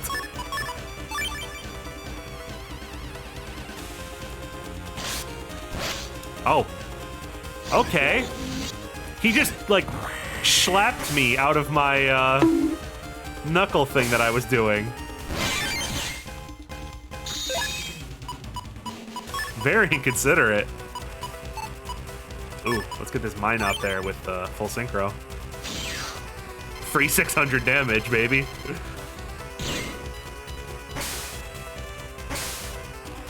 Glad his invincibility frames ran out at the perfect time there. That was like one frame, the invincibility frames went away. That was almost real bad.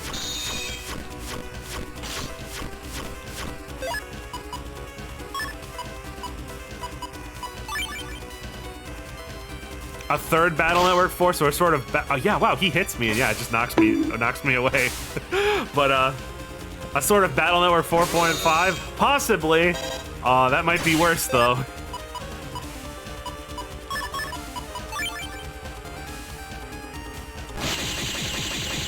How was that not a counter? He was just starting his attack. Fuck off. That's not a counter. Get out of here.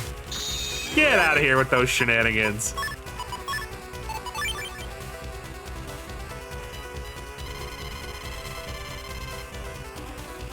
I mean, 4.5 already technically exists. Yeah. I think that person was kidding about 4.5. You go equip super armor. I thought I did take the super armor off. Does a super I forgot. fast hit out of nowhere. And sometimes he'll start the fight with that and you can't dodge. But also, I was joking about the Batman vs Superman billboard in the I Am Legend movie. Buddy, there's no way I remember that. I saw that movie when I was like 11. But I appreciate the deep cut. But no, I thought I still had super armor on, but I forgot. I think I took it off to fit more attack pluses. Yeah, that's why I was confused. I put these attack pluses on for Buster Max.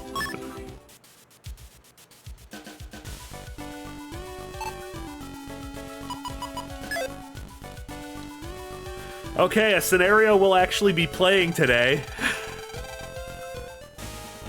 Finally get to see Proto Man's scenario. It's going into this game. Back when I was doing the review, Proto Man's scenario was like the only one I was kind of interested in seeing. So it's fitting that it is the last Battle Network 4 scenario I will ever see.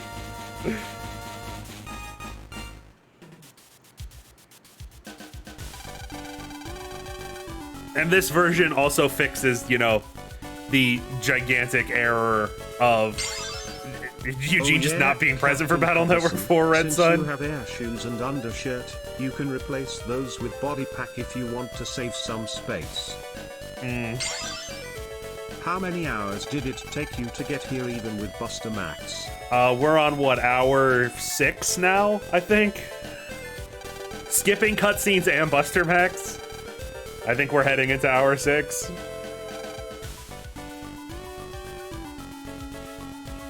A match with the Proto Man.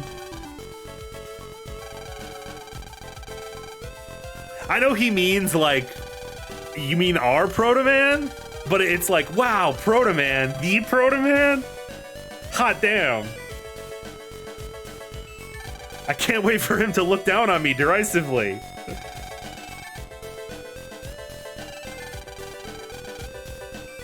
His Navi's possessed by Dark Soul. Wow, multiple Navis. All of Eugene's Navis are possessed by a Dark Soul. But John, you need to get the friend Navi codes from Red Sun so you can do the Red Sun scenarios in Blue Moon.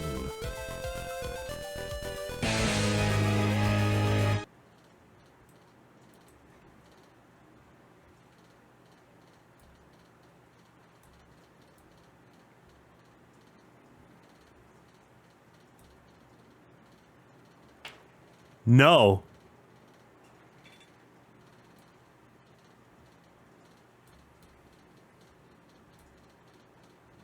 In the fucking trash, where you fucking belong. You angered the corn.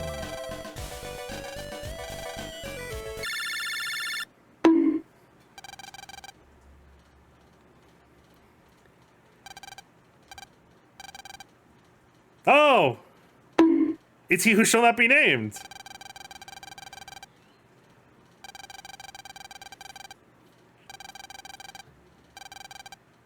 What do you mean talk? Why was Lan was like insulted by that? He's like, what do you mean talk? You want to speak with me? You fucking peasant, how dare you? How dare you want to speak with me, Lan Hikari?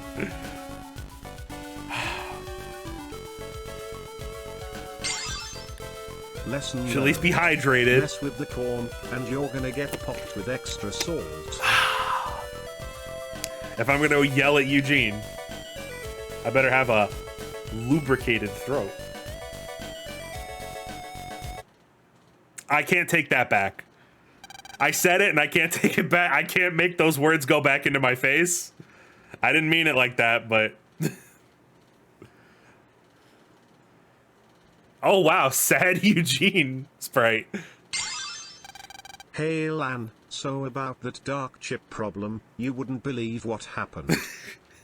Hey Lan, you remember when I told you never ever ever use dark chips under any circumstance? Funny thing happened. show, what are you doing in my hotel room? There's only the one hotel room in the whole country.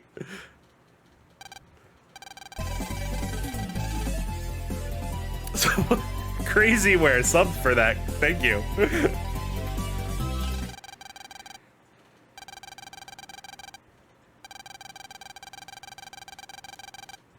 What could he have possibly have been going against that Proto Man needed a dark chip? I cannot wait to see what horrible monster they could possibly have been up against. 5 halves. Shut up. Shut the fuck up.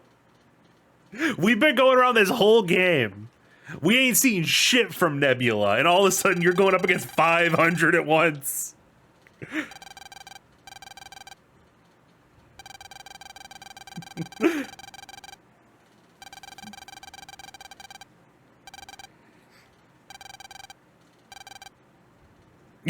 You can't help. Okay, then why'd you call me? Just to let me know you screwed up and think it'd make me feel better? It was the only way I could defeat 500 Syndicate Navis, said the guy who struggles with 12 in the next game. Yeah. Land, you don't understand. These were 500 rabid FromSoft fans. All they would do is... all they would post is that everything should play like Dark Souls. These were hardcore gamers, Land. Keep in mind that Eugene is coming fresh out of Battle Network 3, when he was an arrogant snot. With the new art style, he's much more sympathetic, somehow. The darkest of darkness. We're back to playing Kingdom Hearts 2. Yeah, even Lan was like, oh, even Lan said, why'd you fuck did you call me here then? It's like, I don't know. Kingdom Hearts 2 has screwed us again. What? What the fuck was that?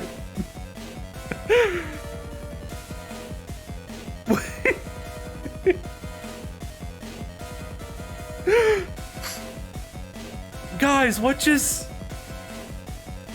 How have I never seen a clip of this? How did I not know this is a thing that happens?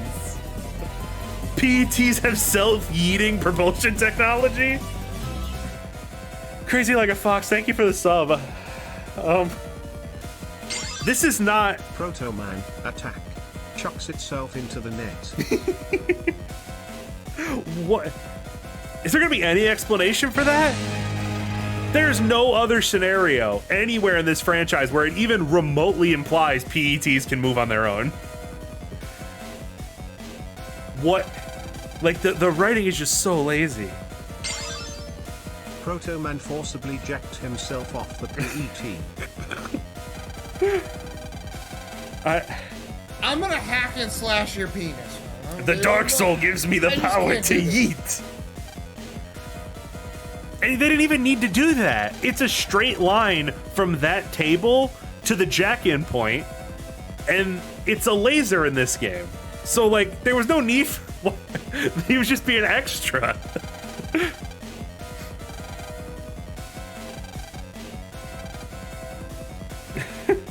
Technology has gone too far. Fucking millennials and their phones.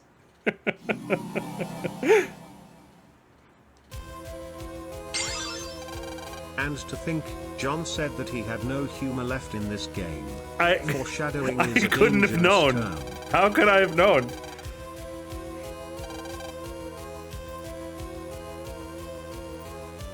Proto-Man possessed by Yeetus Vanitas. Oh no, John, your age is showing. We cook Gen Z now. You're right, I'm sorry.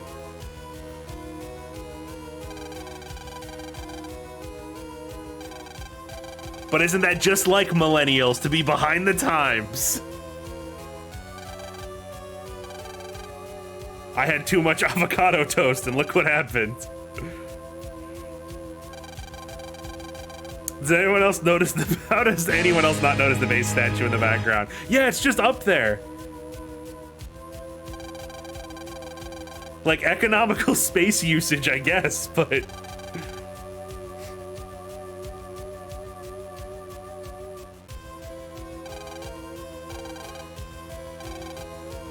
I mean, Eugene isn't doing shit, but...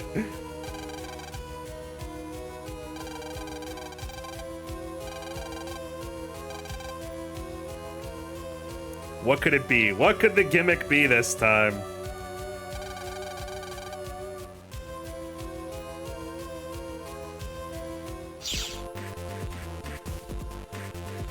Oh my god, that's all the way in the undernet. That's a ways in. That room that's underneath base.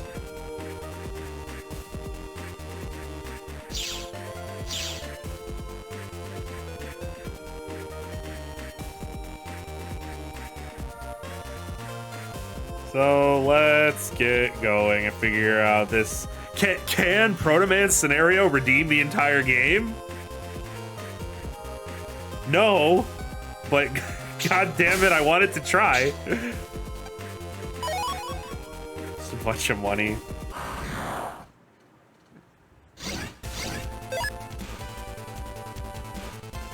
Surely the gimmick will be enjoyable. Oh no, when Oswald's saying it with a smug little anime girl face. I don't trust it. I said before, I actually liked Searchman's little scenario in the undernet. Sorry, Searchman. Where are my manners? So, we'll see how this one is.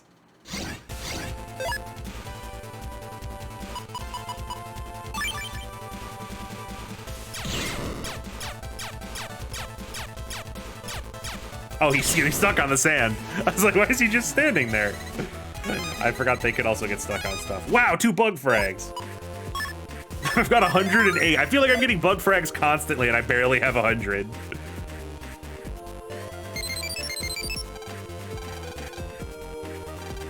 I have some news. Proto-Man went into the undernet.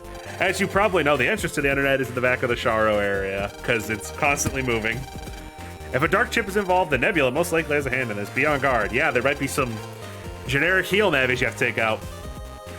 God forbid.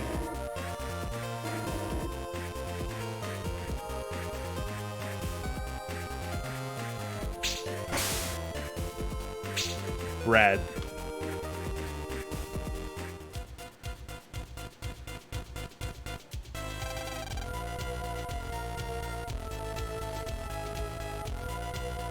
The entrance to hell is in Russia. A political commentary, question mark?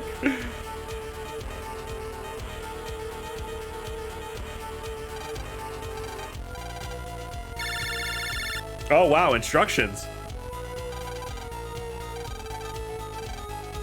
Discover Nebula is involved in this latest incident. Yeah, they'll be prepared for Mega Man. You guys won't make it alone from this point. So what do we do now? Connect this line directly to Mega Man. I'll command Mega Man directly from here. I know the undernet and Nebula's tricks inside out. You concentrate on operating Mega Man. Listen up, Mega Man, there's bound to be a trap ahead. Tell me as soon as you find anything. What?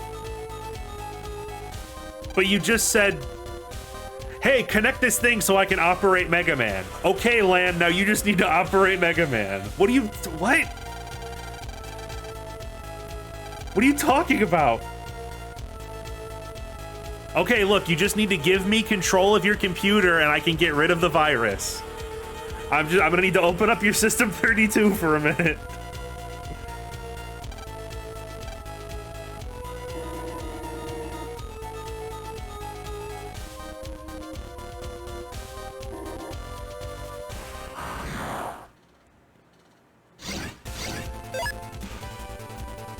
He said command. That's code for he's gonna order you around while you do all the work.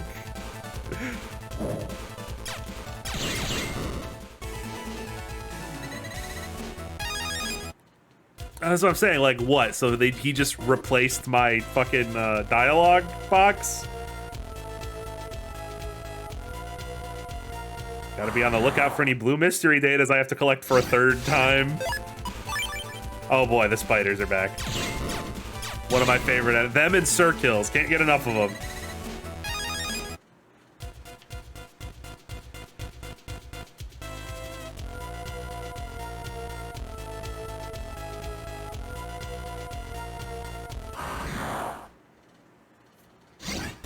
We had some nasty incidents involving the spiders the first time I was here on the first stream.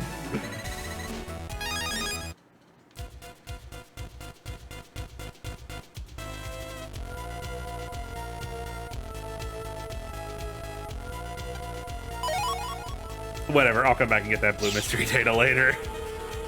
Oh, what is this? This is our gimmick? What do we got here? Reign of spiders. We never stopped playing Faith.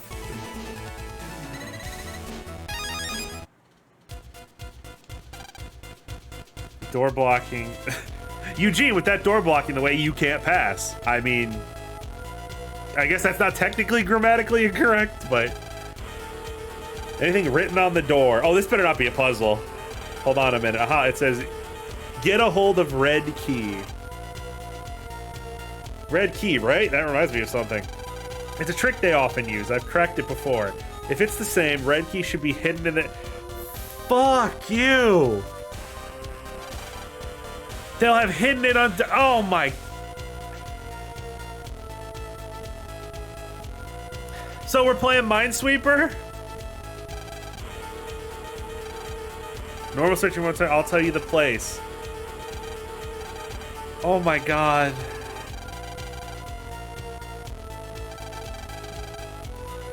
This is just the shitty garbage computer from Star Force. That just reused this gimmick.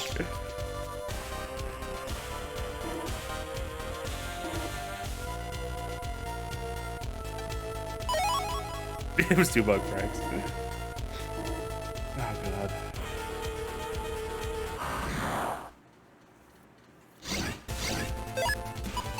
I cannot believe they just they basically just put fucking Minesweeper into the game.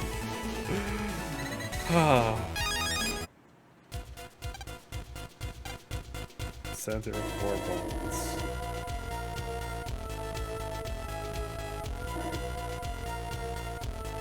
One, two, three. Nope, that's more than 4.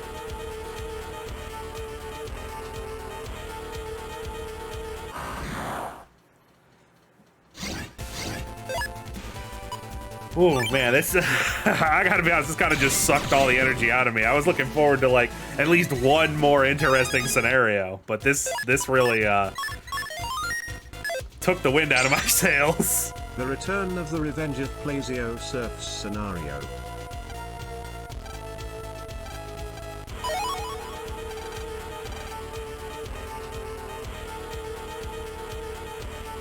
Was really hoping for something interesting. Like this isn't awful, I guess, but I was kind of hoping for something more engaging. Like I said, the Searchman scenario.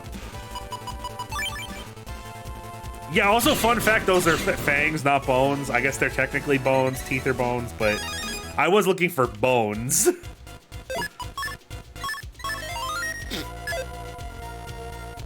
This is an awful quote. Yeah, I mean, like, that's the level of praise we're dealing with here. That's as much as you're getting. This doesn't make me want to chew my own thumbs off.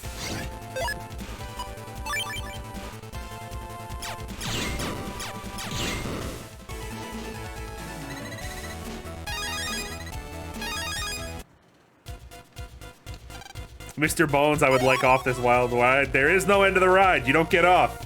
Remember, you're here forever. You're fucked.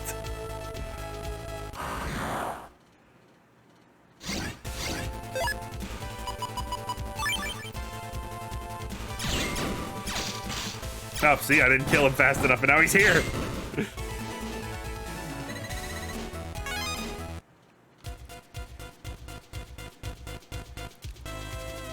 Like, I know broken record at this point, but like, again, imagine doing this while still having to fight the enemies normally and not cheating with Buster Max. Like, imagine still having to do every one of these random encounters. I am so, like, genuinely, Legacy Collection is worth it just to play these games with Buster Max. It is that useful.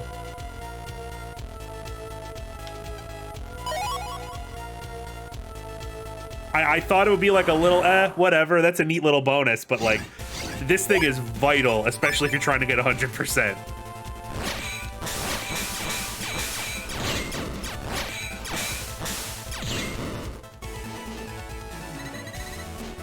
The fact that it stacks with your Navicus programs and power-ups is also very good. Oh boy, more HP. Oh, you're gonna do this. You're gonna do this every time, aren't you? So you're gonna make me go to the door every time and then go backwards through the area and then go back through the area again. Okay. Okay.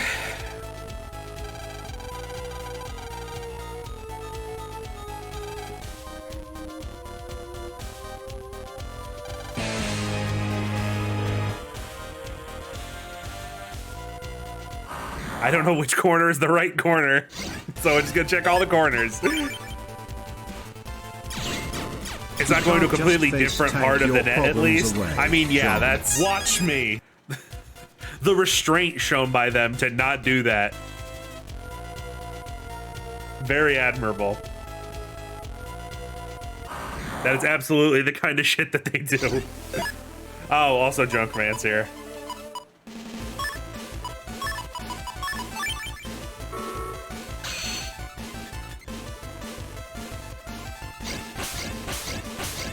Catch me a shiny Junkman. Where you fucking belong. Oh, I can't hit him with this, can I? I don't think he leaves the back row.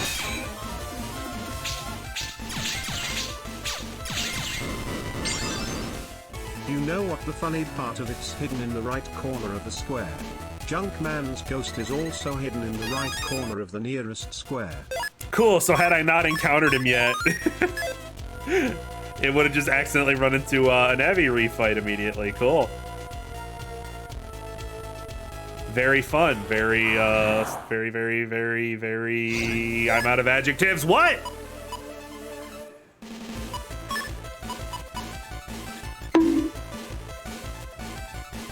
Can someone give me, like, risk analysis on this? What were the odds? What are the odds of this happening?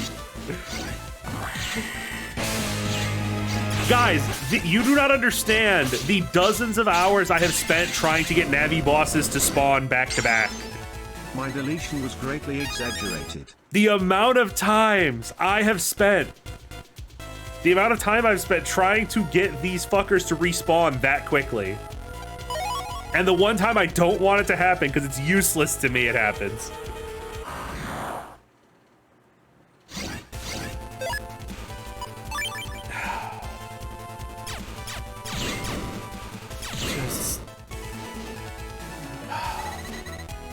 Yeah, whatever the chances are, we're looking at way less than 1%.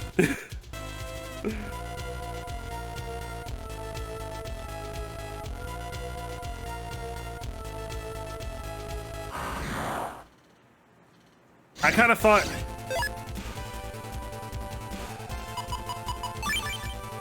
Did I skip the instructions for the next key? I'll just press L. I'm sure he'll tell me where it is. I thought that was just going to be flavor text. Bottom of a flight of stairs. Wait, what? Where you're repelled when trying to proceed. Okay.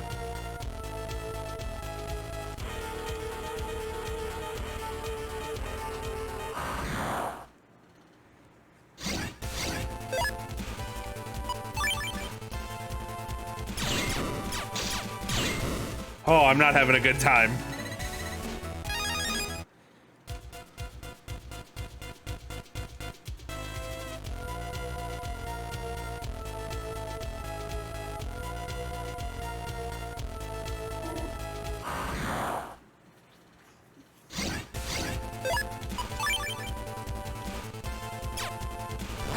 How do you get the dark chips? Yeah, I did check that.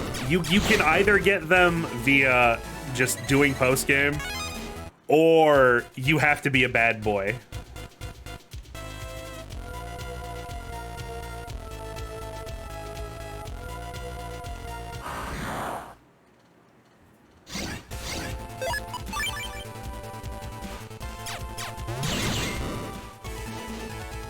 I can just picture John mashing the A button as he runs. Oh, you don't have to picture it. Here, listen.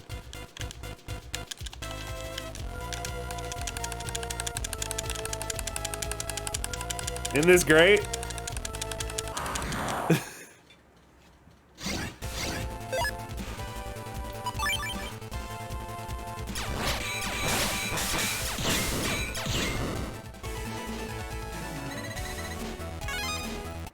That's some good clicking.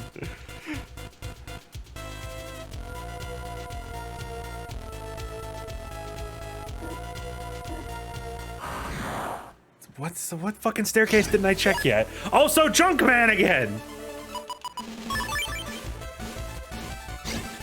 This is like impossible luck. If I was actually grinding Navi chips, this is insane.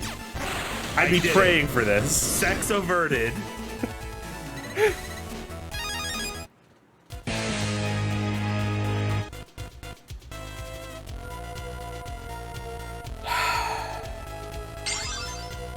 Huh. Who would have thought that there is a lot of junk in the undernet? Not me. Shut up.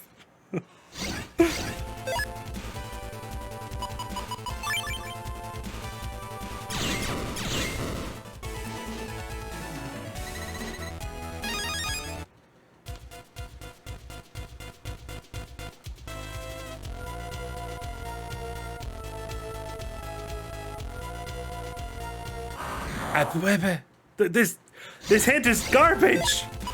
Bottom of a staircase near one of the repulsors. Yeah, I'm checking them all. There ain't nothing here.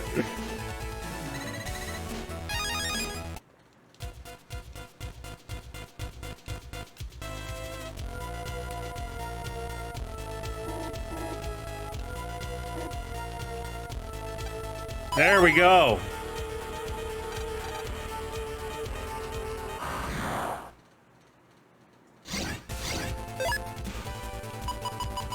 We have more time now, guys, because I gotta loop back around. We could get a fourth junk man.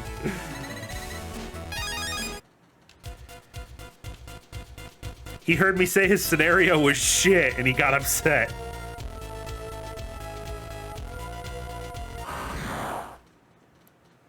The bottom of a staircase, my brother in Christ, this area is 95% stairs.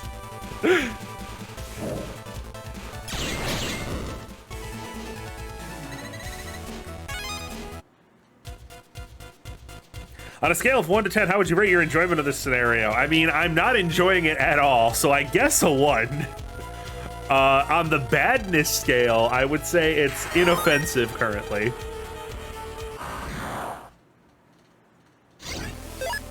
Because at least if I was not on my third playthrough, this would be a new area to me. It would at least be an area I haven't explored yet. There's that. One more junk man for the road, baby! He wanted to get me one more time before I left. Making it even 4.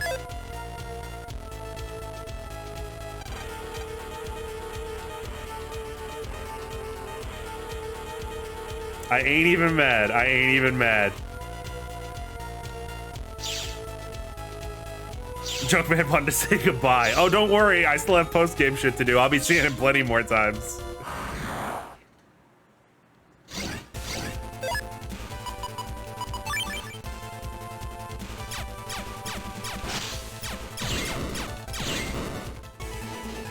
Junkman's a Navi, just like you and me. Junkman loves you.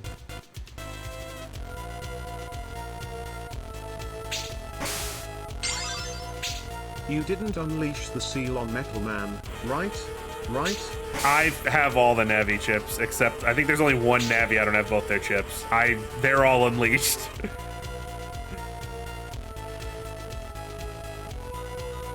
Oh wait, I don't have to go this way, I don't think. I think this is wrong. I think I have to back up and go a different direction from this room, I think. I can't remember.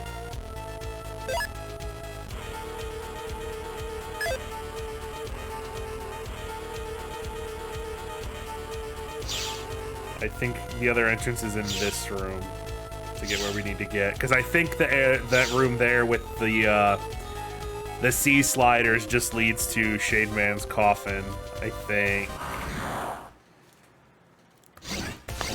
Hydrate. I'm good. I'm refreshed.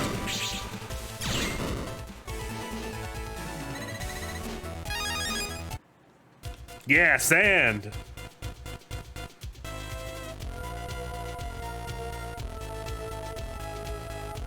There are 5 levels. I believe there are 6 levels to the Undernet, I think. 5, I don't remember if there's 5 or 6 in this game.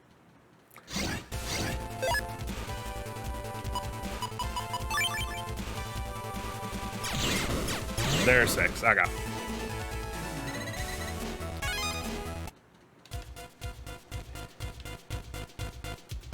This is the best room, because this is the room they just gave up on. They just stopped designing. They were like, oh well. Figure it out.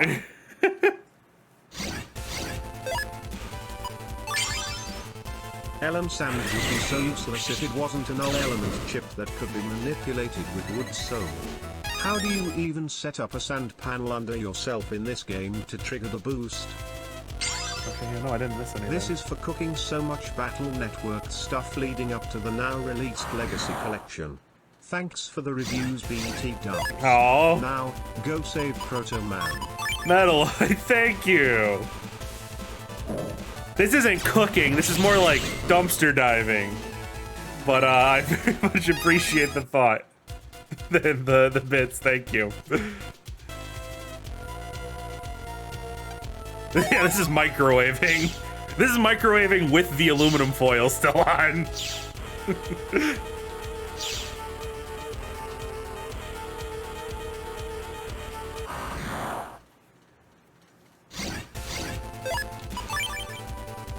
Who let this game cook?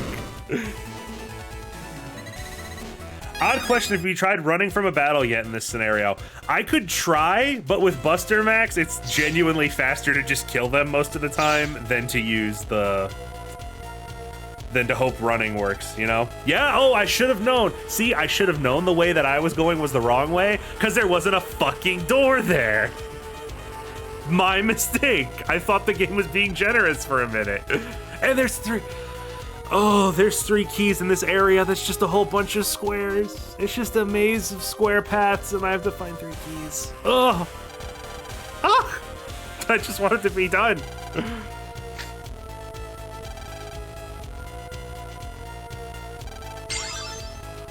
Metal Man Omega might genuinely be a contender for top 5 worst bosses in this game. Especially if you want to kill him under 10 seconds. Did you know that he can just randomly decide to use an attack with no counter frames 5 times in a row and then you just lose through no fault of your own? I believe it. Most of the bosses in this game are bad. They're just... I don't know, I feel like so many of the bosses in this game are either super easy and boring or ultimately frustrating. And there's barely any middle ground. There's a couple good ones, but...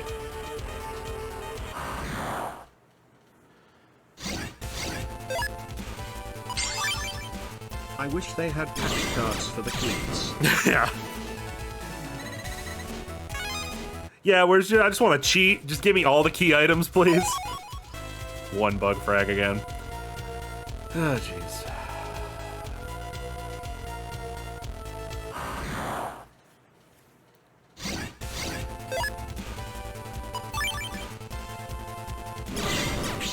Kingdom Hearts 2 has screwed us again. Oh, LM Ice. I don't think I had that one. That's my limit. I'm 9 standard chips away. All these squares make a circle. All these squares make a circle. I'll find the keys eventually. All these squares make a circle. And so I'm missing 9 standard chips.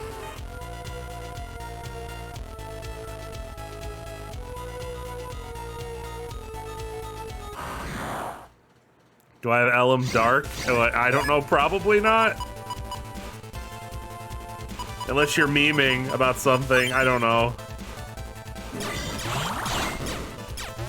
I'm half conscious at the moment.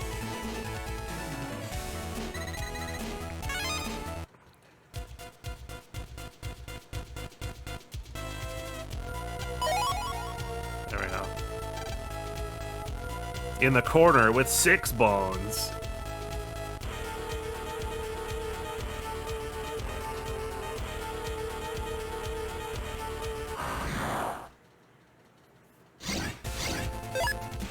You need it for the post game? Yeah, I need all this bullshit for the post game. So what stops you from completing the post game without library completion in this game? Is it just another door somewhere that's like, hey, have all the chips, asshole? Because I know there's the soul door that needs all 6 souls.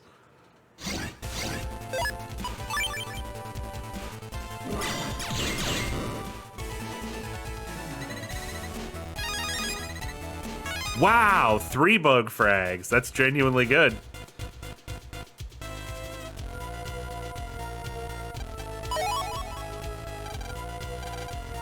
Is in a corner of the square within 2 warp points. Okay, well there's 2 of those, I believe, so. Guess which one it is?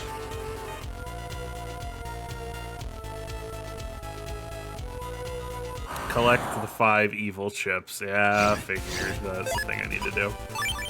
Was this game where you need 300 bug frags? That is... Battle Network 3 needs an ungodly amount of bug frags. I think you need 300 to summon base.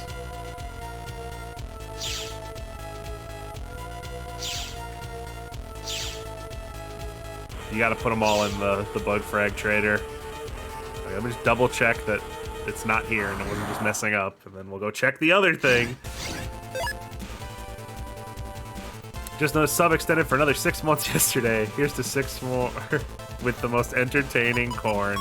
Thank you. You're all being very nice to me today. It's kind of cheering me up. But I am still doing this. I just went the wrong way again.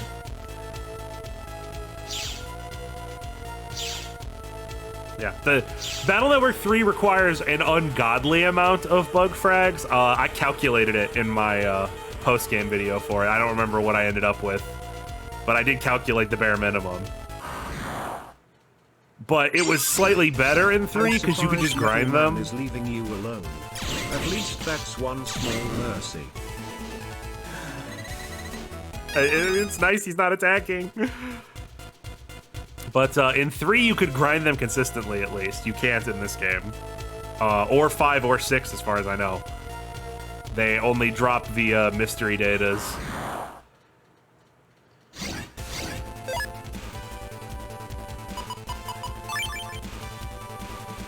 John, remember to get your Star Rail resin for today and set it to auto battle. Oh, yeah, I didn't even fucking log in today. Forgot. Yeah, there's another chip we didn't have.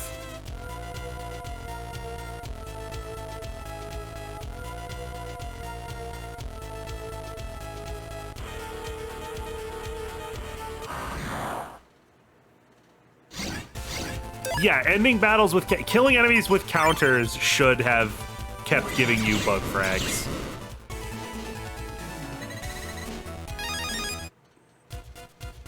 It's really weird that they took that out. Whoops! No! This is where I want to be.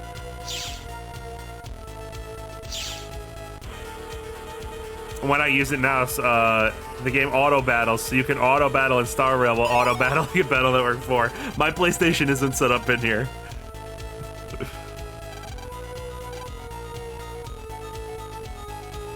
And I don't even think it's installed on my phone anymore.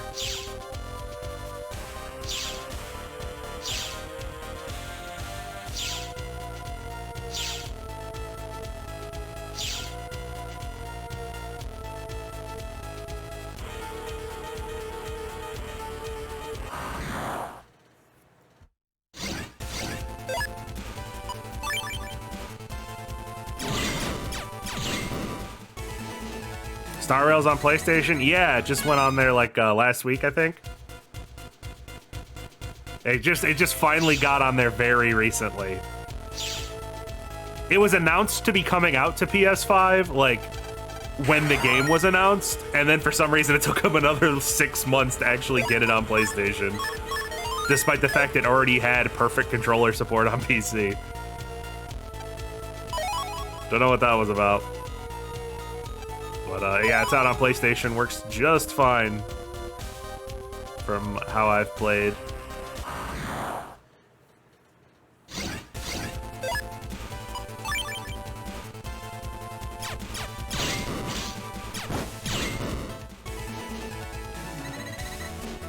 Star Rail is good.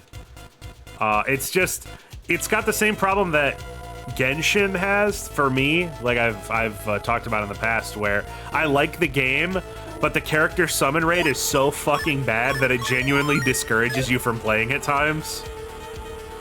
Like, sometimes you will go months without pulling a new 5-star character, and it just gets really frustrating.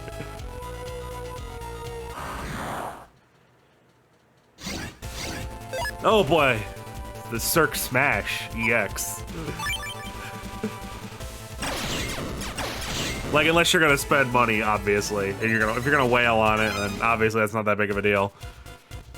But Star Rail was pretty good with that, though. For the first like 30 hours you could play, 30 to 40 hours you could play, and not even really worry about pulling at all.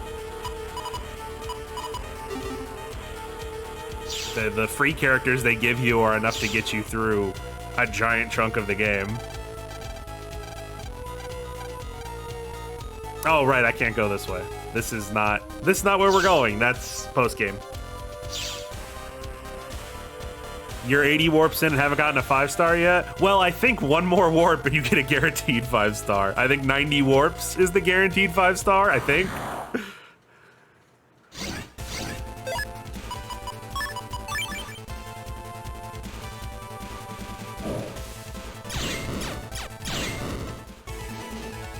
But I came out with I downloaded it, came out to summon, because I was like, oh, new 5-star character who's ice.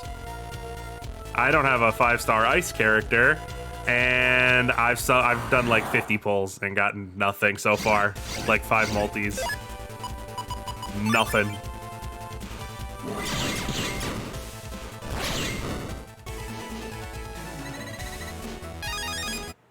Elm Leaf. I did have that one.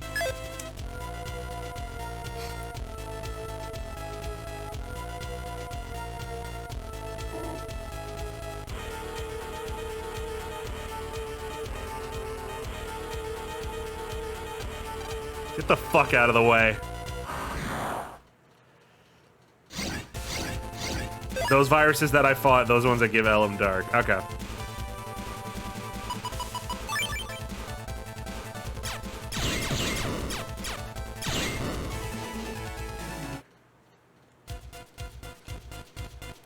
Yeah, no, the only, like, limited 5-stars I've pulled in Star Rail, like, outside of the general pool ones, are Seal and Blade.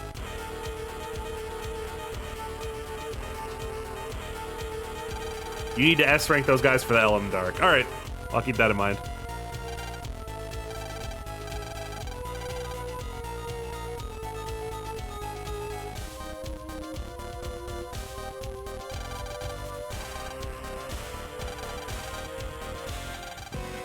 But I also stopped playing for a while there. I just started playing again. I had been away for a bit. I was just doing other stuff.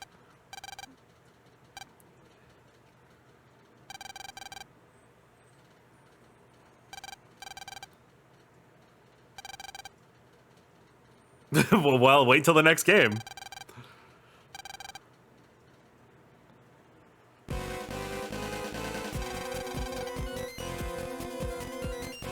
Fucking character development for Eugene. Mega Man became the show's Link Navi. Also, press the L button during this fight. Okay. But, it's a shame that this moment is locked to being version exclusive, and even being version exclusive, it's also random and you might not get it till your 3rd playthrough. Eugene continues to be shafted by version split.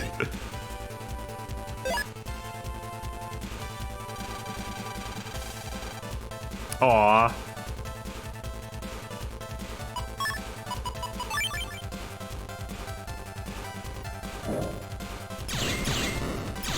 I still don't forgive you for this scenario, but this is a nice little character moment for Eugene.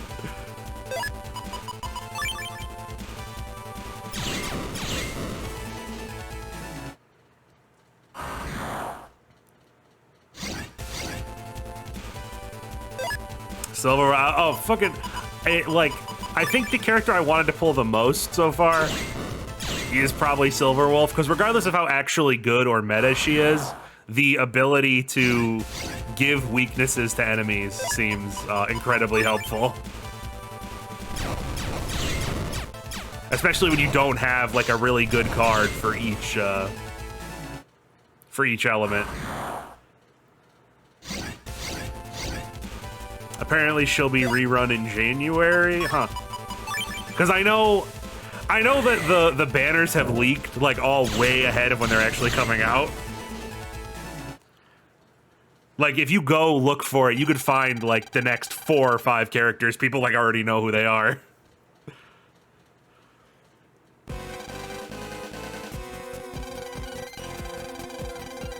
Wait, they locked character development a version-exclusive random event? Yep. And then remember that Proto Man in Eugene aren't even in Battle Network 5 if you play the wrong version, other than a cameo.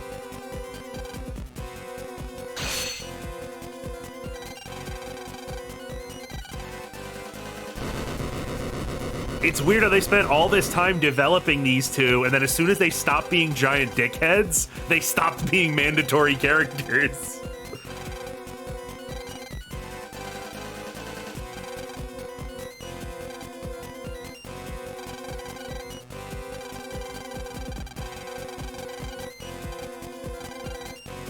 Don't look at him, he's hideous.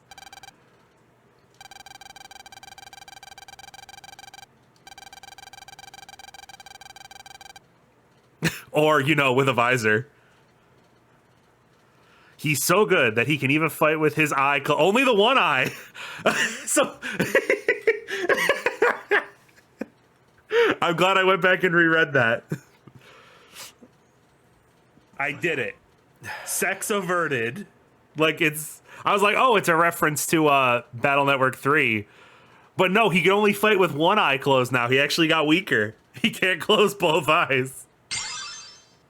Proto Man being threatening, Ra, X3. I was gonna say, does he only have one eye? Have we seen Proto Man EXE without his sunglasses? Without his visor? Is he just a Cyclops? I'm gonna need art of this.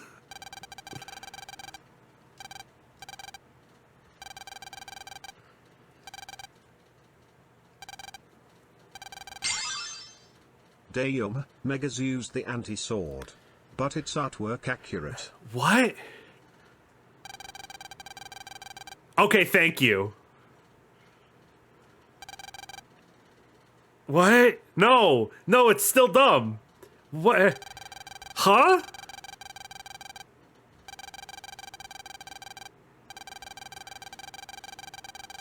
So... So have Eugene and Proto Man had full synchro this entire time? And it's just never been mentioned until now? What? I feel like every game in this series makes up some new power out of nowhere.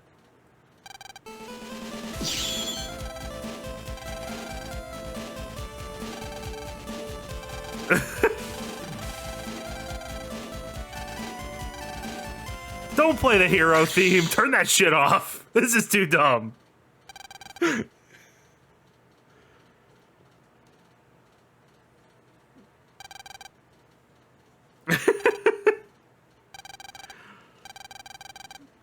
I'm glad that I finally got to see this scenario, because wow. Wow. Also, if you think about it, Mr. Match should be able to fight you with full synchro, considering Lan and Mega Man got that in Battle Network 3 after using the pulse transmission. Yeah,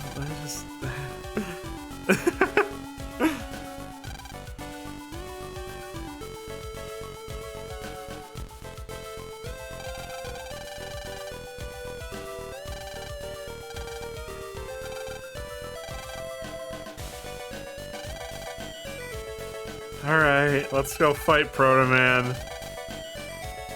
And I've never fought Proto Man in this game, so I don't know what he does different, if anything. And I have to fight him at V3 immediately. Protagonist powers. I don't know. That was... It's much like the rest of Battle Network 4's plot. It wants to have a big emotional payoff, even though they did nothing to explain it or build up to it. It actually fits perfectly.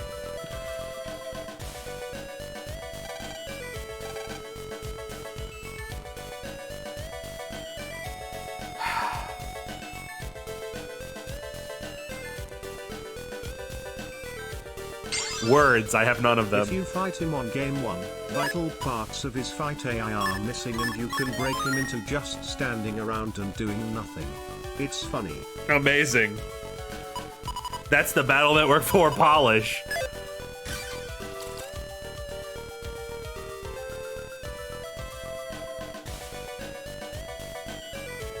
Can you fight him legitimately, John? Yeah, I've been fighting all the bosses legitimately. I've just been cheesing random encounters because I think you guys believe that I can beat Mets even if they're at level 3. I don't think I have to demonstrate my skill to you. I think you guys get it. I think you get the point.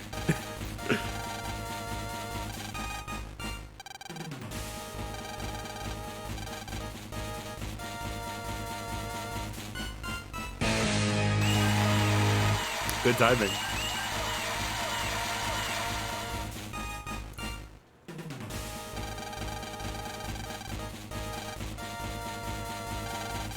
Sorry to disappoint you, but he doesn't feel like shit right now.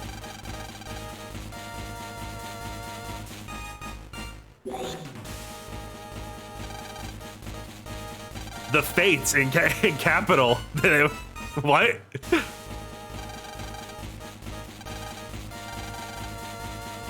Oh, Proto Man's iconic catchphrase. Slice and dice.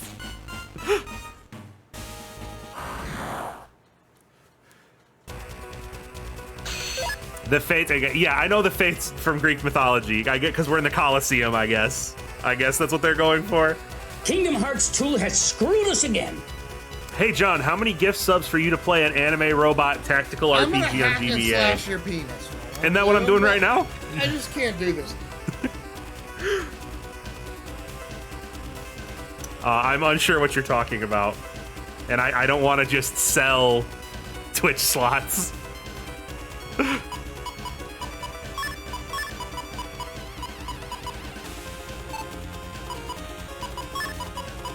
I might make a grave mistake on accident.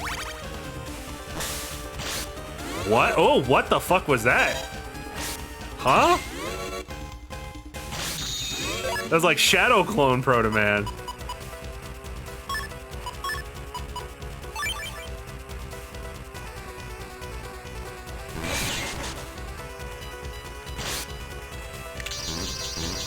Yeah, shield against that, you piece of shit.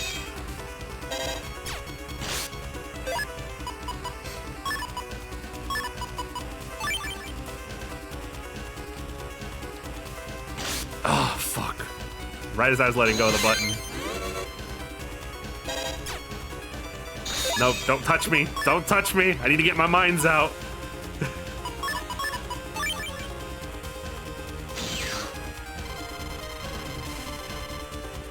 Proto Man does not have his sword wave anymore. Okay, I was watching out for that.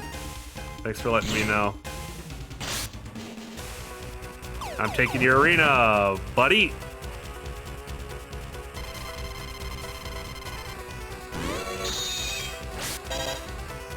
John, if this is your like 4th time playing this game, why not Buster Max get home as soon as possible? I haven't fought Proto Man in this game before. As many times as I've played this game, I never fought Proto Man in it.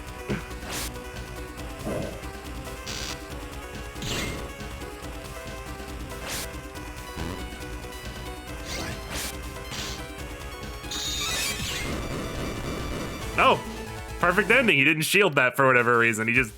He face tanked it. Maybe Eugene was operating Mega Man for too long. It rubbed off on him.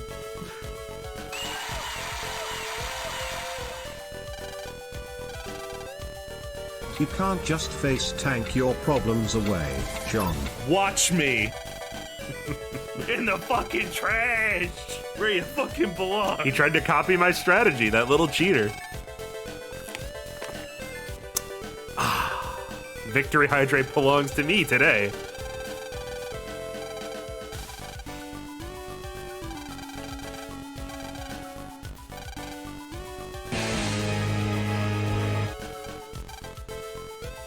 Did your friendship with weird string of letters deepen after all of this? Not at all. What? Lan, did you learn something? Nope, fuck that guy.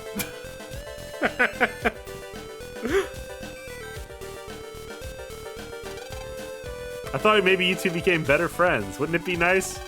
What, with that jerk? What are you talking about?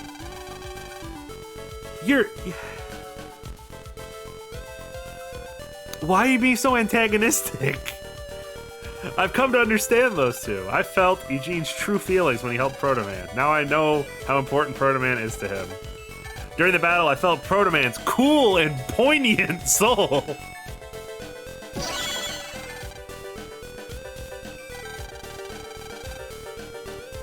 Poignant.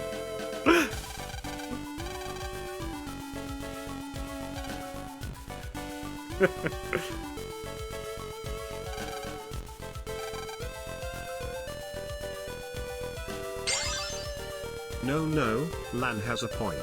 Fuck Eugene and Proto Man.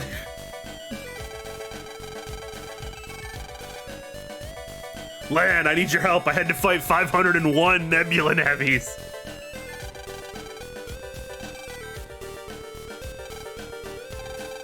I realize how dependent I still am on you, because I guess we're reverting my character development from the end of Battle Network 3. Didn't learn anything. Continuity, what's that? Also, apparently dependent was spelled wrong, but I wasn't paying attention enough to notice.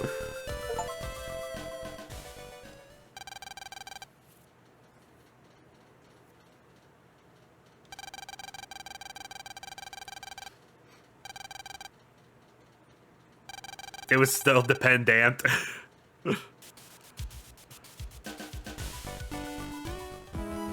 Alright, fucking 3 hours in and we're just now getting to the last scenario. Just time-consuming bullshit scenarios today. More Chivos, yeah. I mean, it's something. Alright. Let's go talk to you-know-who.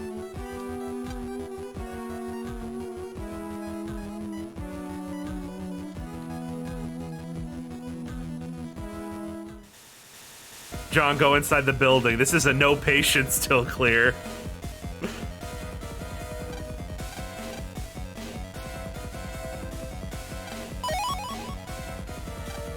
How will we learn what Protosol does without the email? Let's take a look real quick, actually, because I genuinely don't know. Sword chips such as Wide Sword serve as sacrifices for Protosol. While united, you can reflect attacks with the shield. Figured that. Hold release for Wide Sword. Hold release A using sword chips to charge 2 squares ahead and cut for double damage. Zephyr chips at stop time. Yep. Protosol is superior offense and defense. Good luck. Got it.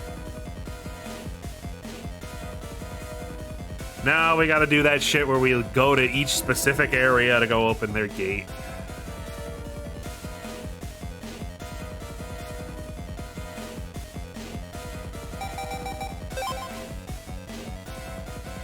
Also, the charge shot can counter enemies. Oh, so it's literally just a wide sword is what it's coded as. Okay. This was removed in Battle Network 5.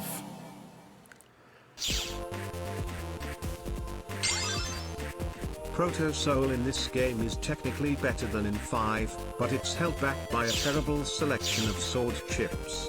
Unless you build an S-code folder, you're going to have a ton of mismatched codes. Even I don't use sword chips in this game that much. That said, your charge shot can trigger counters and your sword chips don't trigger mercy invulnerability. Oh, fucking hell.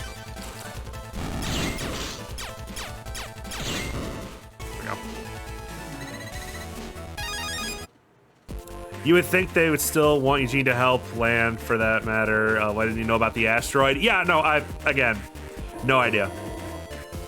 Absolutely no fucking idea. It's like he just stops being a canon character that they write things around. Why is Blue Moon non-canon? It's not that Blue Moon is non-canon. It's that Blue Moon is only canon to one of the other games.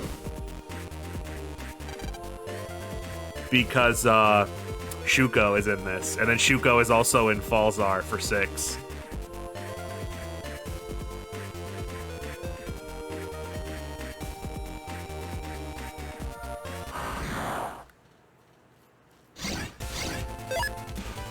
I don't remember if Nitopia has its own gate or not, or it only has the gates that lead to it. That's why I'm checking.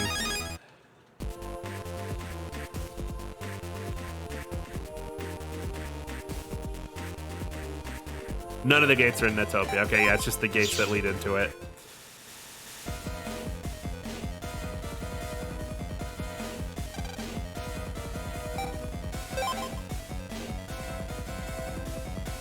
And there's like a whole bunch of extra little computers and shit that I have to go check out to get blue mystery data and all that. To call it here. I wish you. Well, there's nothing I can really wish you. This game is pain. Good night. I cannot offer any thoughts or prayers in this trying time. Good night.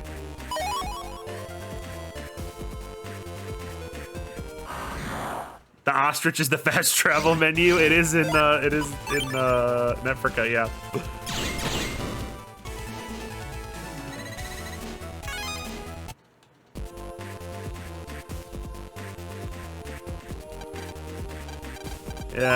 Yeah. More shit you have to pay for over and over again in every scenario.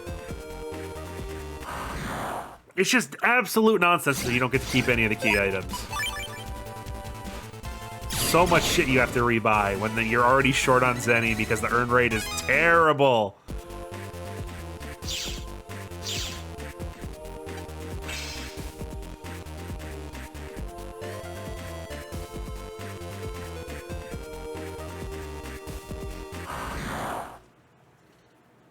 I like how land has different forms of transportation in the different countries. Yeah, it's a cute little thing. Hey, look who it is! Hi, buddy! I'm gonna have to edit that out of the VOD. Like, oops, that one battle corrupted for some reason, guys. I don't know what that was about. Was he throwing birds at you? Yep.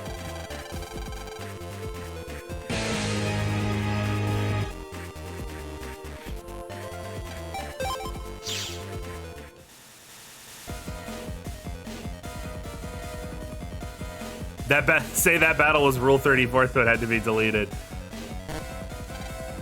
Yeah, I don't know. Just like Haruka's feet pic showed up as a boss for some reason. I can't have that on YouTube. Had to be cut. Them's the breaks.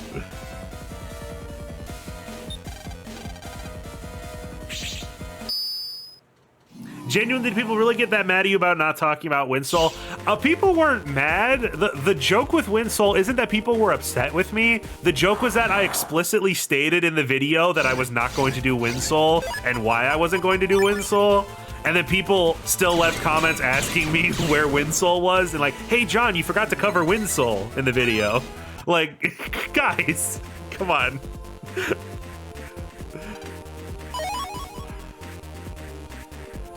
It's more of like a wink, wink, nudge, nudge. It's not like people were actually mad. I've gotten very few like actual angry comments about Battle Network videos. Like genuinely trying to think. Like there's been a couple people who, again, there are people who get mad at me for saying that, bad things about the game, and then they hit me with the "it's for kids" thing, but we've discussed that 100 times. I'm not talking about that again. People who are like, don't pick on it because it's for kids, blah, blah, blah. And then there was like one or two people that, I'll be real with you, I eventually just blocked them because it wasn't worth it. who would comment on everything talking about how, well, what the fuck's going on? How come you haven't uploaded the videos yet? RPG Monger did the whole series faster than you did of the 6, and you started before him.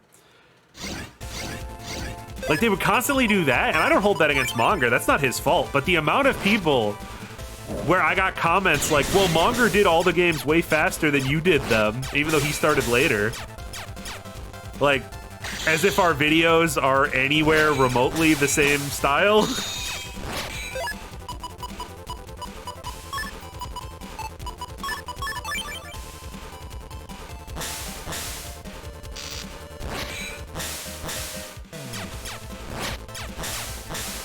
How am I supposed to hit this fucking guy? We might have to just run. I don't think I can hit this fella.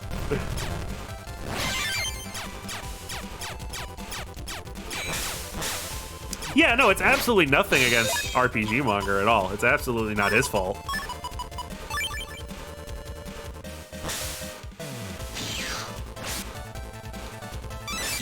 I fucked it up.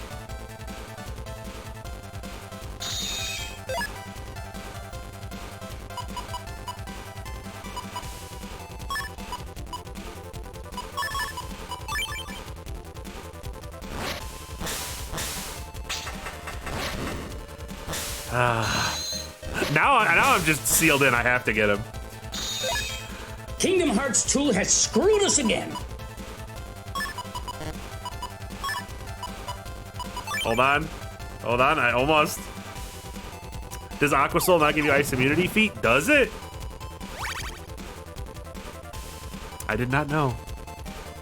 No, but that's basically the only negative comments I ever really got for Battle Network stuff. People were usually pretty nice about it.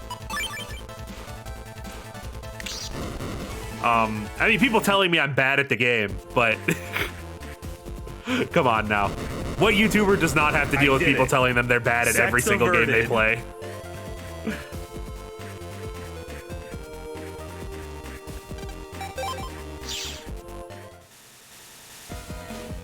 Oh yeah, there was the guy who was like genuinely really, I didn't even think about that as like a mean comment. There was a guy who was genuinely upset that, you know, sometimes I call the progs prog bots. Did you get both of the doors in Yumland, Dr. Cobberson? Also, don't forget to trigger the quest for the Oh, that's right, there's 2 doors in Yumland, so isn't you can there? have the shortcut to the Undernet.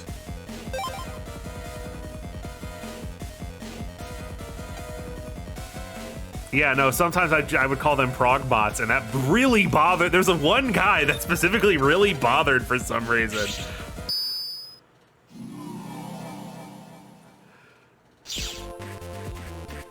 No. He understood that I was just calling them. He was mad because they're not actually robots. They're programs. They're called Mr. Prog. Like, what the fuck? What? Okay. I wasn't even upset. I was just confused why he was that angry about it.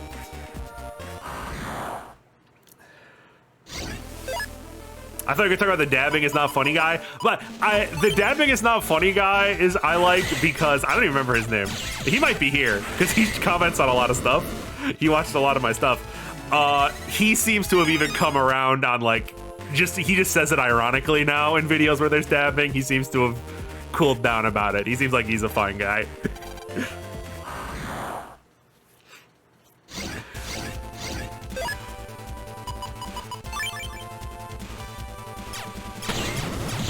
There was that one guy who got mad that I didn't mention him by name, but there was I think it's the end of the Star Force 2 VODs or the Star Force 1 VODs where I said some things about certain internet reviewers that they're more interested in shit posting for comedy's sake while pretending they have serious opinions.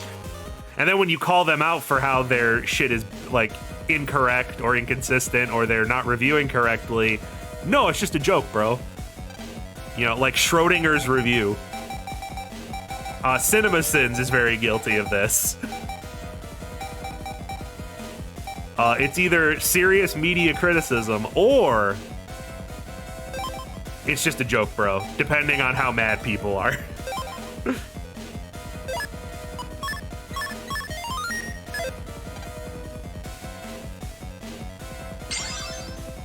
Do you have any idea Gotta go how to little Natopia, that right? narrows it down?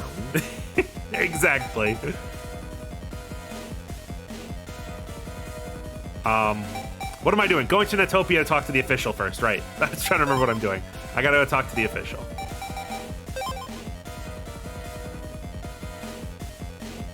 X-Play, yeah, we did talk about X-Play during that as well. X-Play was super guilty of just like weird shit post reviews of games they hated.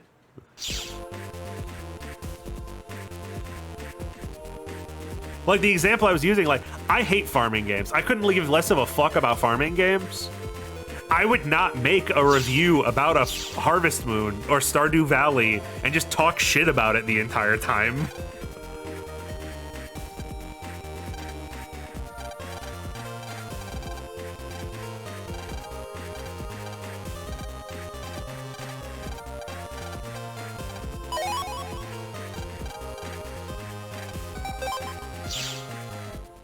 And then the excuse they used was, well, because they hate that genre, if they say the game is good, that means that their opinion is even better. Which is such a weird ass backwards. If people who hate this kind of game like this game, it means the game's extra good. It's like, no, that probably means the game is not good for the kind of people who like that game. That's probably what that means. If a farming game came out and I was super into it, it's probably a bad farming game. Because I don't like what makes farming games. If Farming Simulator 25 came out and it like strapped a bunch of guns to your tractors and it was just twisted metal, yeah, I'd like it, but it'd be a real shit farming game.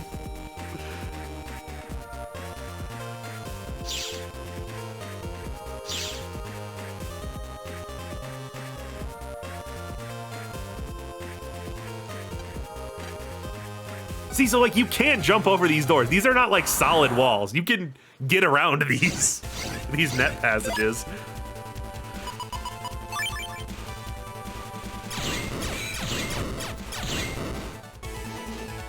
There's people who like Mario & Luigi or Persona 5 but quote unquote hate RPGs.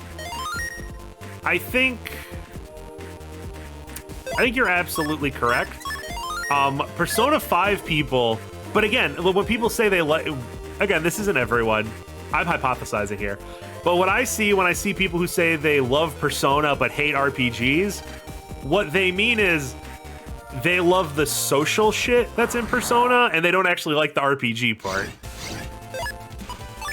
And like those people is what, and again, I've talked about this in the past. That's what pisses off people who really like SMT, like just regular SMT or like Devil Survivor or something. Because those people don't actually like the RPG part of the game, they like the social part. When SMT games come out that aren't Persona and don't have the social part, those people don't like it and say it's bad. That's like exactly the thing. That's actually a perfect example that you brought up.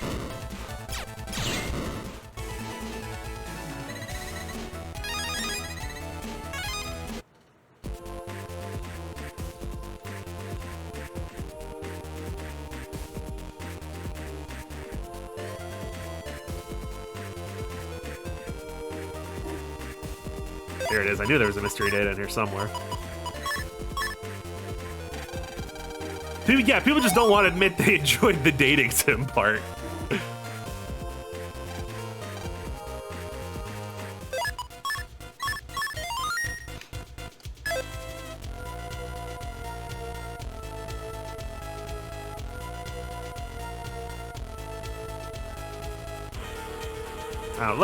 Like I said, there's a difference between like exaggeration about that sort of stuff, and then like, haha, I was just joking when you get called out on something. And that's just a lot of people on the internet love that. That's like that's like shitheads on the internet favorite excuse.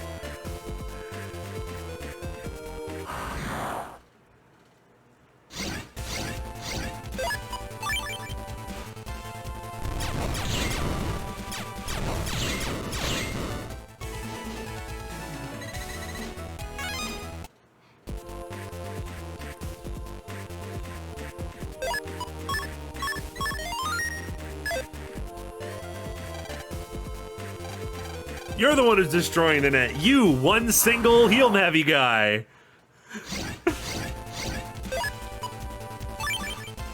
He did it. It's just him all by himself.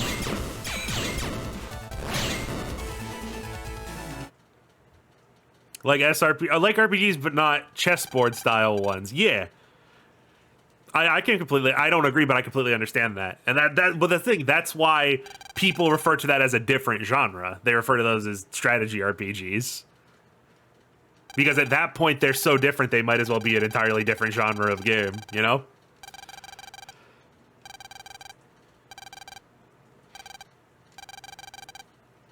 Oh no, Mega Man exploded. Tragic. I'm crying right now. 1 like equals 1 prayer.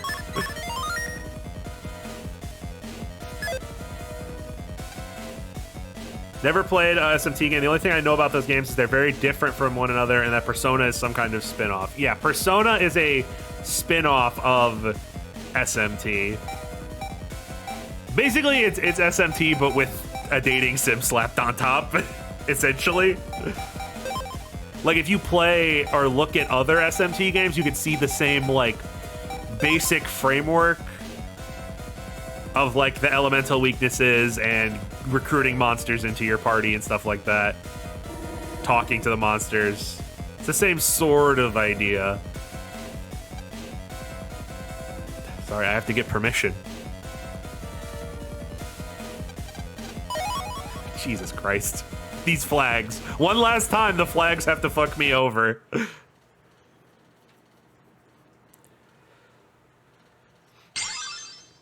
Persona games are always like I'll show you that good guys always win, Eldritch Abomination. And now, with the power of my friends, I summon Satan to do my bidding. Hey, spoilers. Do you think Soul Hackers 2 failed because it was a mid-JRPG made on a budget or because it wasn't Persona? I think... So, like, I didn't play much of Soul Hackers. It was on Game Pass. I tried it. The thing that stopped me from playing Soul Hackers is, oh my god, the beginning takes all day. I feel like I played for like 3 hours and didn't exit the tutorial area. That's what stopped me from playing it. But, from what I understand, people are saying it here. What I've heard is it wasn't like the original Soul Hackers, so Soul Hackers fans weren't interested, and it didn't have the social link stuff, so Persona fans weren't interested. So like you've already drastically narrowed down your possible window for people to sell the game to, you know. And then it's also on Game Pass, so remember if a game's on Game Pass, its sales are going to tank drastically. Regardless of what people will say. Again, Game Pass is the best deal in gaming. I have Game Pass most of the time. But if a game is on Game Pass, it's definitely going to lower the sales. So you got that too. There was just a lot of things working against Soul Hackers, regardless of how good or bad it actually is.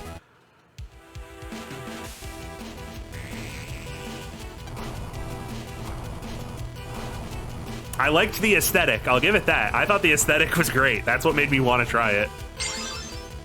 Remember, John, to move the stick when the void appears.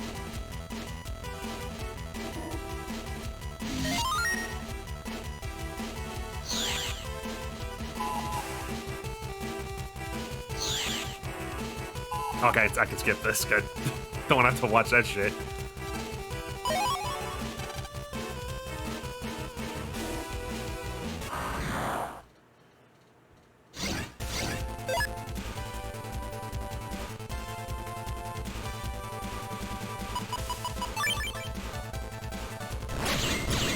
Perplexed that they did not patch in how to do that minigame. Well, like, people tell me that apparently it's a translation problem. Apparently in Japanese it is more obvious that you are supposed to be struggling and mashing buttons, and it's just the English translation. It just doesn't get that point across with the minigame here.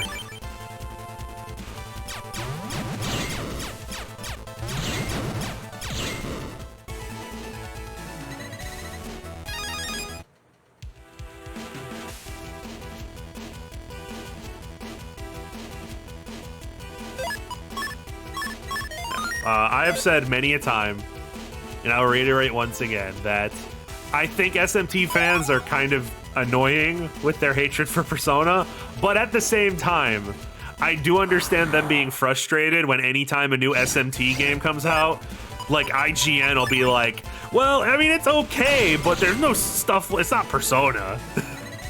I would also be upset. I'd get pretty pissed.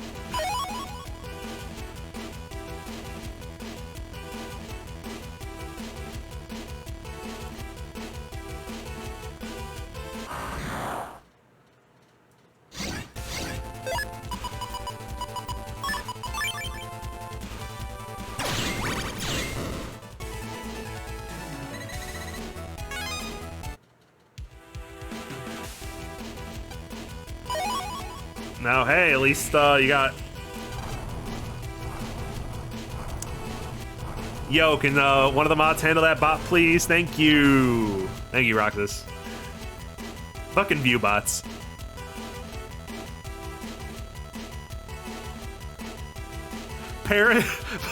Persona is like when your parents very obviously prefer your little brother over you.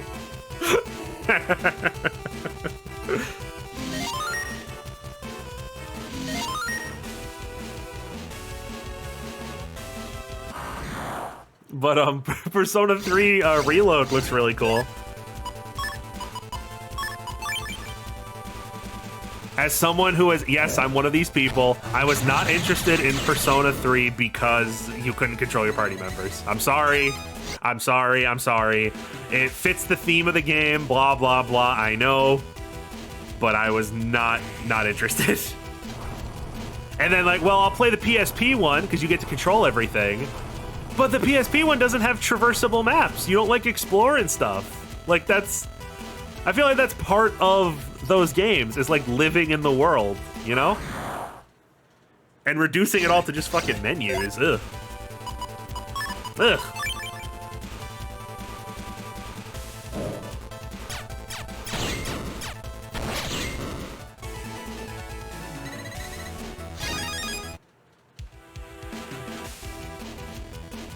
I didn't like Persona 4 because Kanji uses chairs and she hates haircut. As valid a reason as any, I suppose.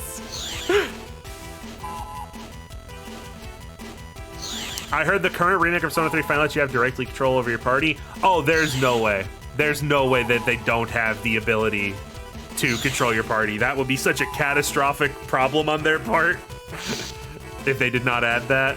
I'm sure it'll be an option, because I think even Persona 4 and 5 had the option for your party members to just go automatically if you really wanted them to.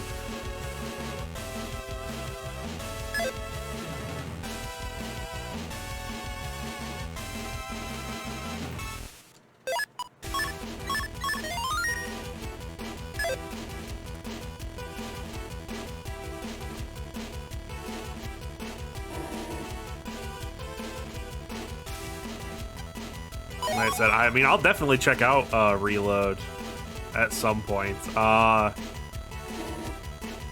Do we know if it is coming to Game Pass or not? Because I know all those re-releases and stuff and Tactica are coming to Game Pass.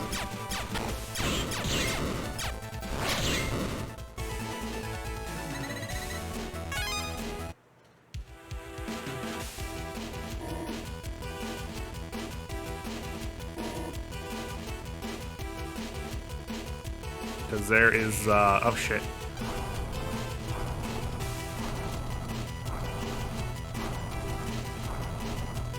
There's so much shit coming out this year. So many things, so many games.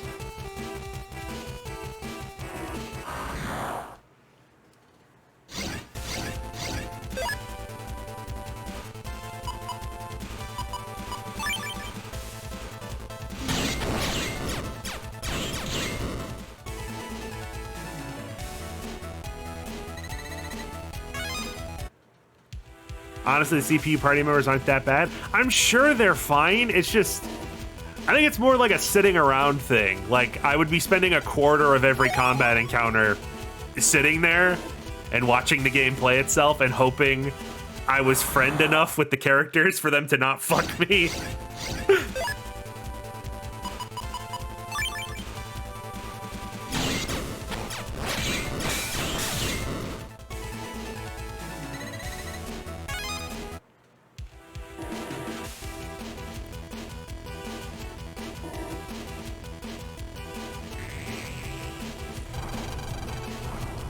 I've been waiting for this. Zio's the boss that reflects elect.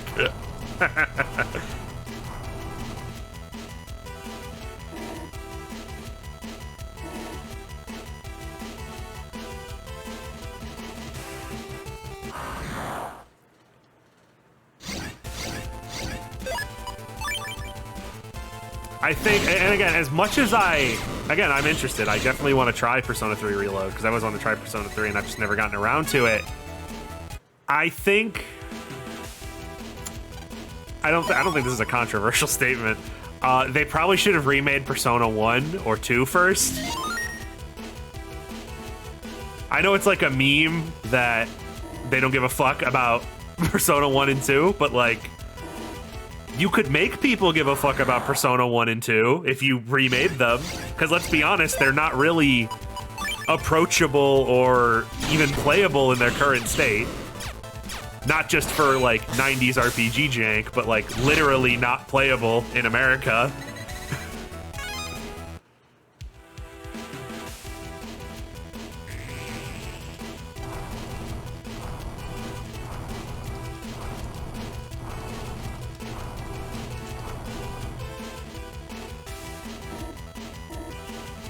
It's a little weird. Like, I guess it would just be a lot more work to bring those games up to the standard of what people expect Persona to be now. Like, especially with all the social stuff and shit like that. Oh, shit. Hydrate, I missed it. I apologize. Roxas, tell your boss to hydrate. I spent good cob coin on that emote.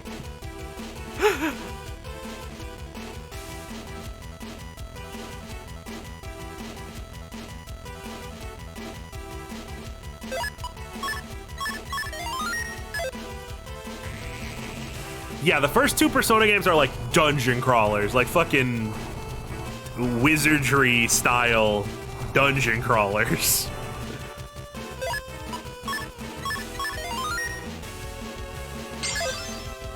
At the end of the series, will you do a tie-maker ranking of all of the viruses? Hanya Sip Team. I'm definitely gonna do a list of the games themselves. I don't know about that. I saw someone ask, and this gives me an excuse to bring this up. Someone asked, hey, what's your favorite unhealthy snack? I don't know what prompted them to ask that, but let me tell you something. And if anyone else here remembers, I want to let you know, because it's been on the down low right now. If you're around my age and you remember, in the mid-2000s, there was a gum based on an existing candy property. That's right, I'm talking about the myth, the legend, Skittles bubblegum. The best gum of all time, hands down, no question, don't at me. And it was stolen from us. For many a year, I've been waiting for it to return. It's coming back, bitches. About January, apparently. It will be, it won't be shaped like Skittles anymore. I guess to alleviate brand confusion. But it will be by Hubba Bubba, and it will be officially licensed Skittles flavors. So I'm waiting. I will be waiting with an entire pallet ready to be purchased.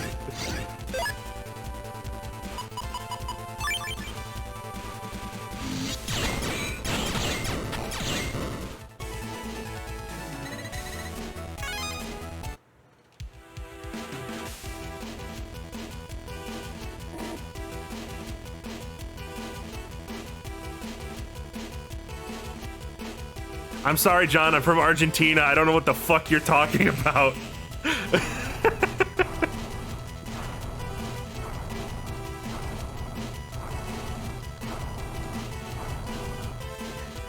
Man knows the day of release, too.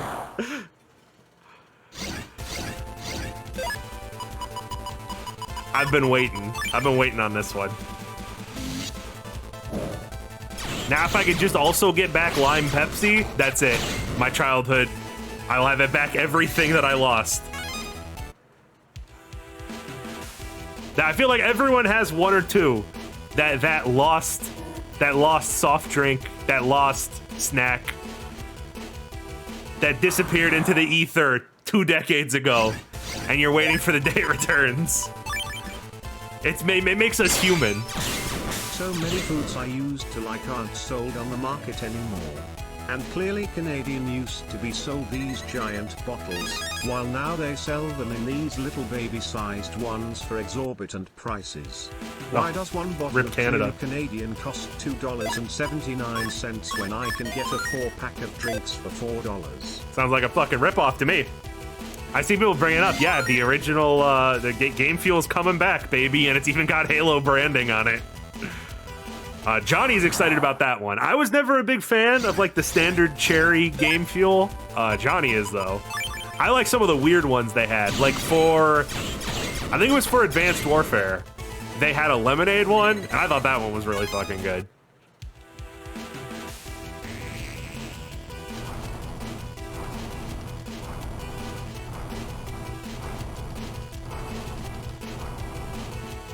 I forget, is Johnny younger or older than you? Younger. Both my brothers are younger than me. I'm the oldest brother.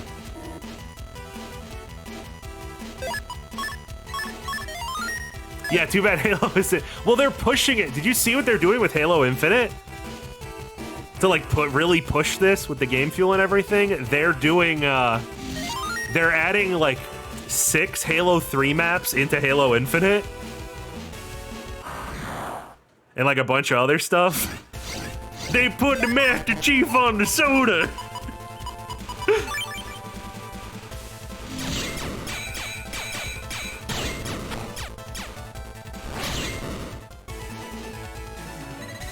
No, but I might genuinely re-download Halo Infinite when that update comes out. They're just slapping a whole bunch of Halo 3 maps in the game. Because, like, Halo Infinite's gameplay is fine. Like, the thing that made me stop playing Halo Infinite was the fucking maps. There weren't nearly enough of them, and half of them were boring as fuck. Actually, like, moving and shooting in Halo Infinite feels fine. There just wasn't any goddamn content. And it sucks that we have to wait until 3 years after Halo Infinite comes out for it to finally have a decent amount of fucking maps, but whatever. It's free anyway, I guess.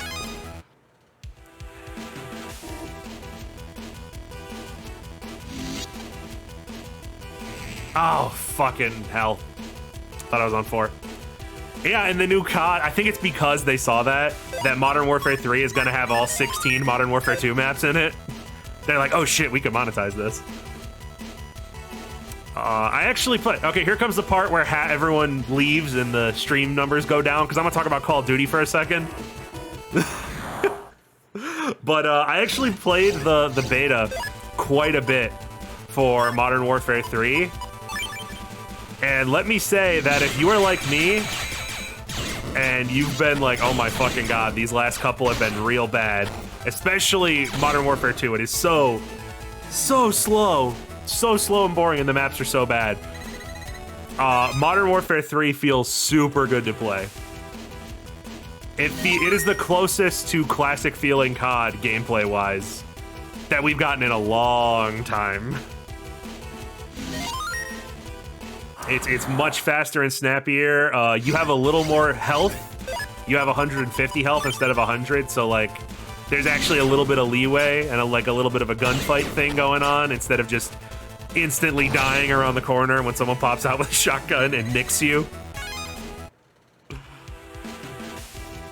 Genuinely really excited for Modern Warfare 3 now. I was not expecting anything from them. Not expecting shit from them. But I was pleasantly surprised. So the beta was really fun. I didn't have any glaring issues with it.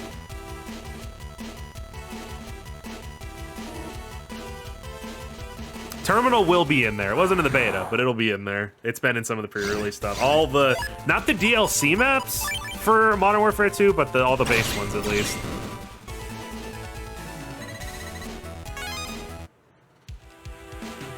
John, have you played Spec Ops: The Line? Yes, I have played Spec Ops: The Line. I have. I played it I rented it a long time ago. I don't own it.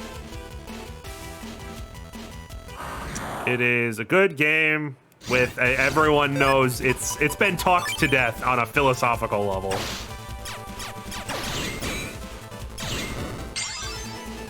On Halo stuff, Halo 5's campaign being so bad is what made me turn to PlayStation. I only got an Xbox for Halo, and when it couldn't keep my attention I jumped ship. I cannot believe how bad Halo 5's campaign is. Not just bad, also just false advertising. I remember, I don't know if that ever went through, but I know people tried to sue Microsoft for false advertising with Halo 5 because all the trailers were just complete bullshit. It had nothing to do with what the actual plot of the game was. All that interesting stuff they did was just a complete waste of time. And that's why, here's the thing, like, that, it was bad, but I think even worse is that, spoilers for a game that came out 3 years ago, Halo Infinite ignored Halo 5 entirely. Like, Halo Infinite just has a giant time jump, and like, oh, the ending of Halo 5 doesn't matter. Stuff happened off screen, Cortana's dead, who cares, bye. Like, what? What are you doing? I know you want to separate yourself from Halo 5, but holy shit. You just did a time skip and killed Cortana off screen.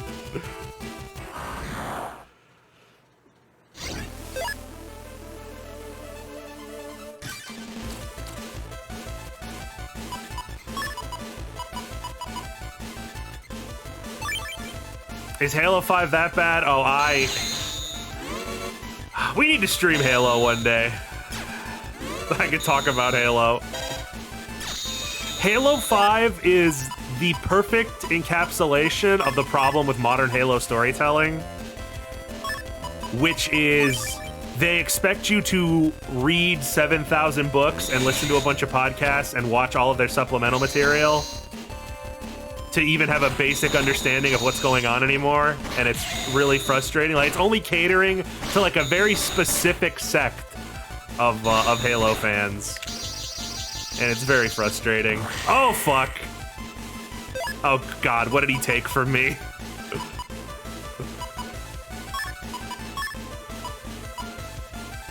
What exactly was Halo 5 about anyway? Master Chief is bad and he's doing a thing. You need to find him. That's the whole story for the first 90% of the game. You're just looking for Master Chief, or you are Master Chief looking for a thing, but he's not really talking about what he's looking for. He's just kind of trying to find Cortana.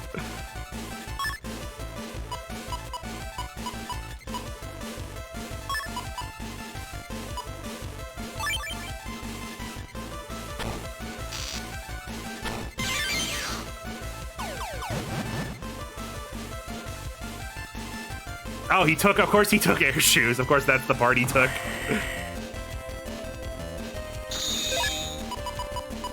Oh my god, can I have my last Gun Del Sol, please?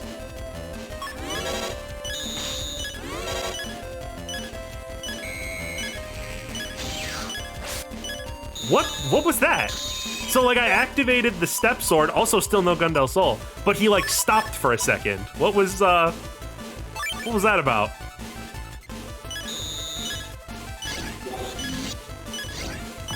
Is there some kind of input you can do there?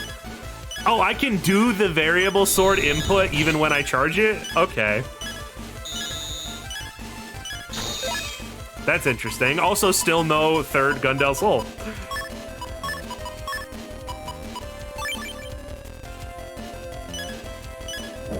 These do not permanently erase your Navicuss programs. You can put them back on.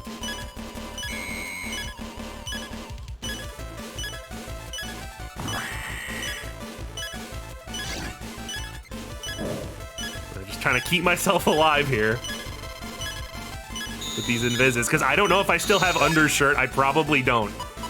It's very unlikely I still have undershirt, so I need to be very careful.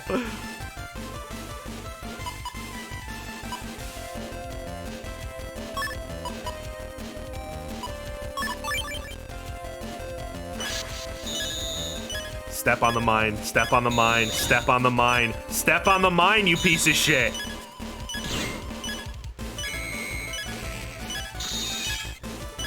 No, I missed the fucking command. I messed up.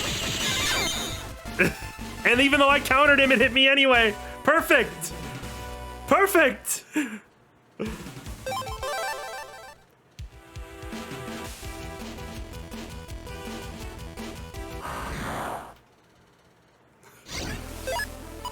Oh my god. Well, maybe if I actually built my folder correctly and put all my customs back on, instead of, you know, the bullshit I have on for Buster Max, this would be going better.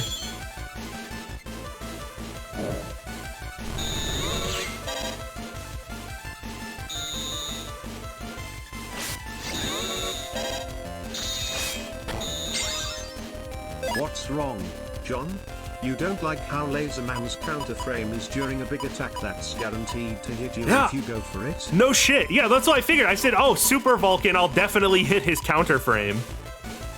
No, but he still does the attack anyway. It doesn't stop him. So yeah, I enjoyed that.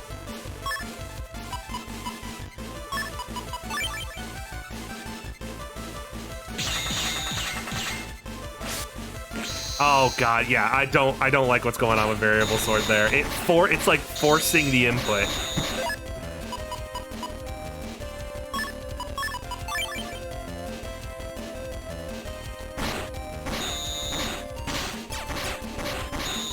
Yeah, I can't do that. I don't know what's going on there where it's like holding me to it. I don't like that. Also, God, this folder. I'm getting really bad luck with this currently. Just kill me. I already lost too much health. Just not gonna use Proto Soul.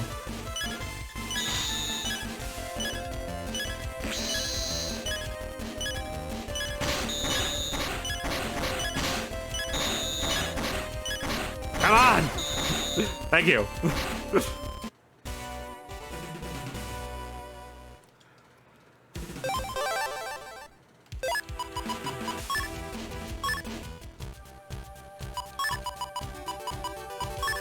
Let's get rid of all this Buster shit, because we don't need this.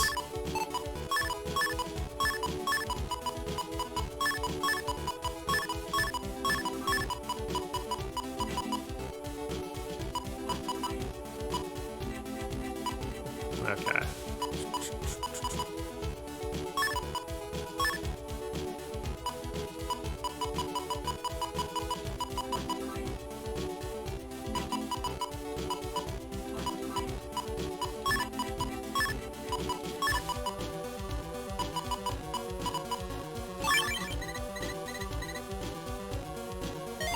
Wait, you're not even at full health for this fight? Oh, is my health not full? I wasn't even paying attention. Oh yeah, it's not. Like, not even close.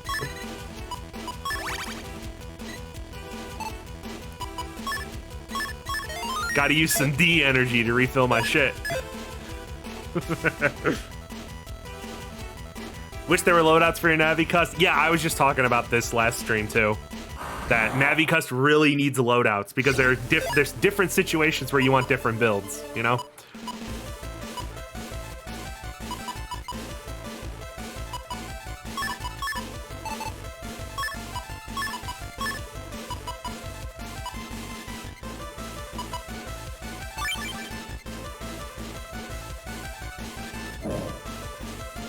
Wait, I still have, I gotta make sure I still have Buster Max off.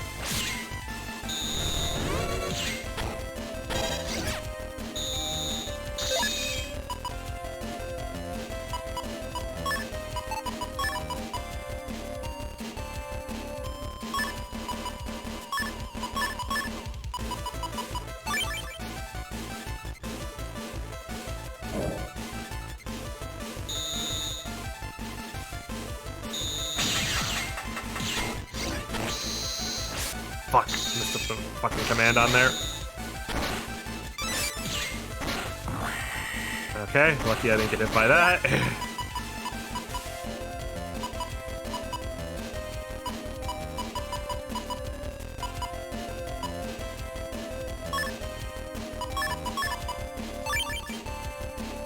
This is third playthrough, yes.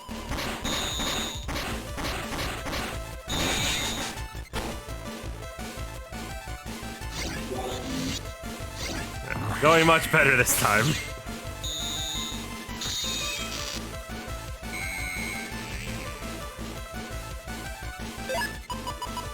Stop healing, you piece of shit.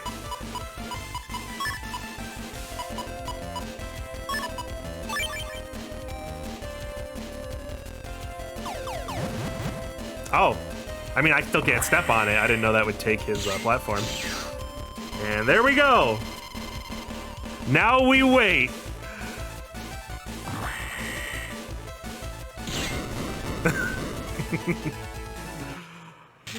There we go. Good. Much better this time. Good thing I healed considering I took 300 damage.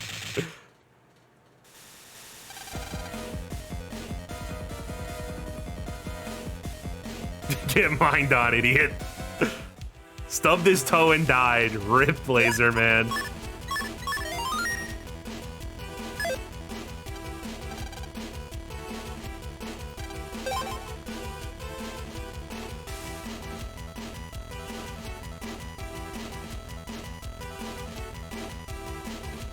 Oh, wait, hold on. Before we even waste our time on this, I forgot I have to switch a bunch of my chips out because of Duo. My blessed minds will not save me here. Okay, so hold on, because I actually have to redo a bunch of shit. Yeah, okay, so basically, I have to change my entire folder. My entire most of my folder won't hit him. Body pack can be useful for Duo. It has air shoes and undershirt built in. I don't know if I have it. I think I have Buster Pack. I don't know if I put in for Body Pack. I don't know if I put the code in for it. Okay, and don't need to have this pinned anymore because I want to keep these, but I'm not gonna be able to do the program advance because the panels behind him are gone. So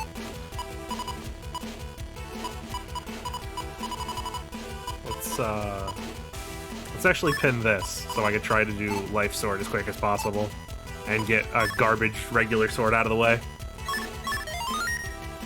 Okay. That's enough. There's more adjustments I could make, but let's try this. That already took way too long because I forgot I had to change my entire folder. Heal up. I'm waiting until I'm a little closer. Just in case I take any extra shots here. Because they always have to do this. They always have to make sure you get 1 or 2 extra random encounters. They gotta be dicks. Like, why don't you take a little bit of extra damage, buddy? Right before the final boss.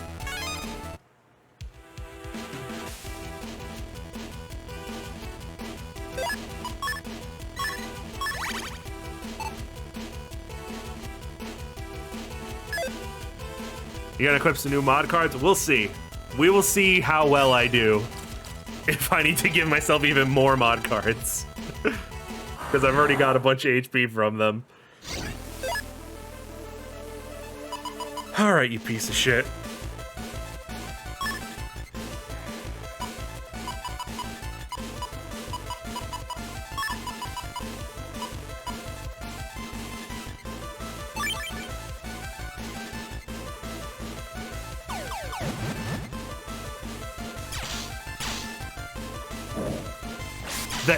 He like frame perfect that invis.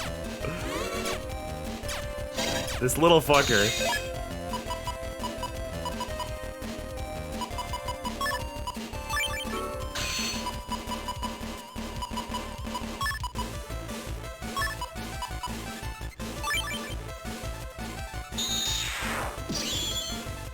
Yeah, this boss mirrors my health. It's gonna be a time.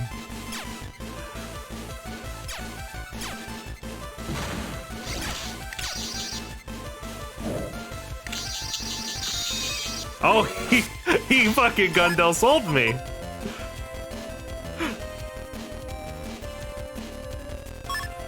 This little fucker.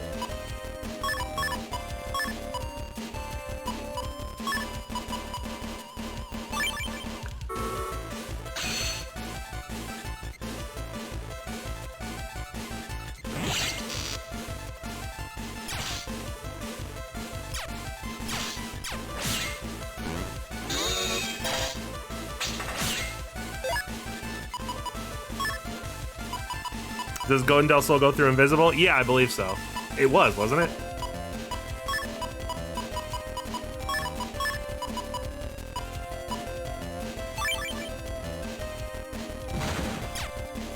No, I'm afraid I want those panels back. Thank you very much.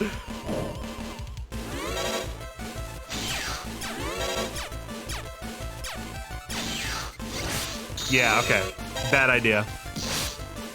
Because if he's standing where I need to be, it just does nothing. So let's not do that.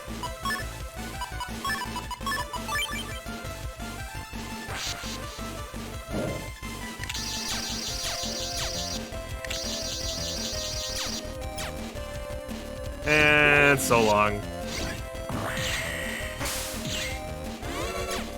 Oh, undershirt.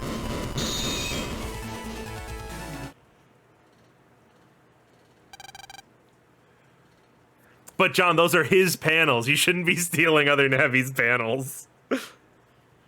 Well, did he have enough? I know I use Invis a lot, but Jesus Christ, did he have enough Invises? All right, now time for the actual boss. Time for Big Boy.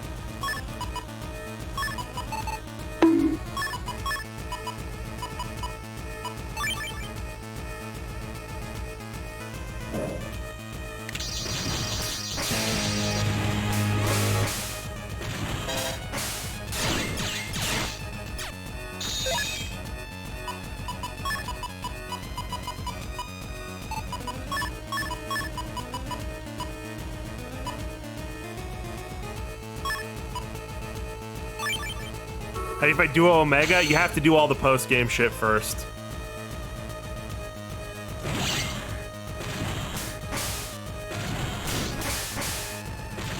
Oh, fucker.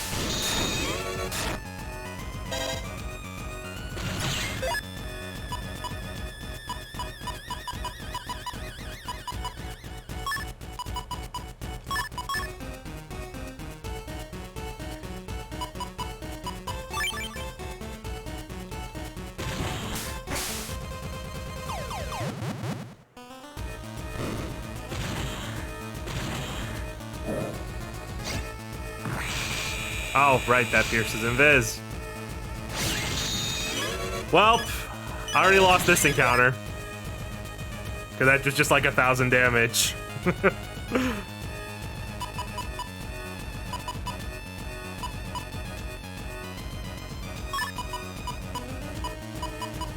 Cannot fuse because I am anxious right now.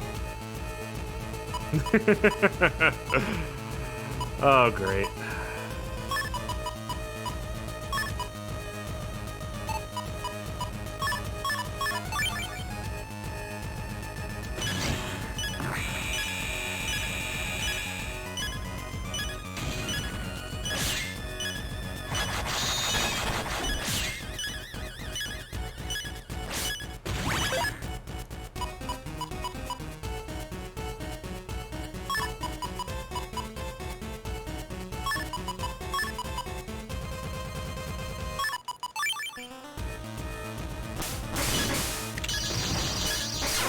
Yeah.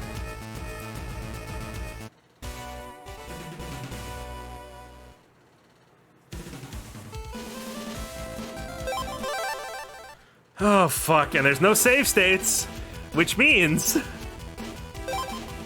every time we do this, I have to fight Dark Mega Man again.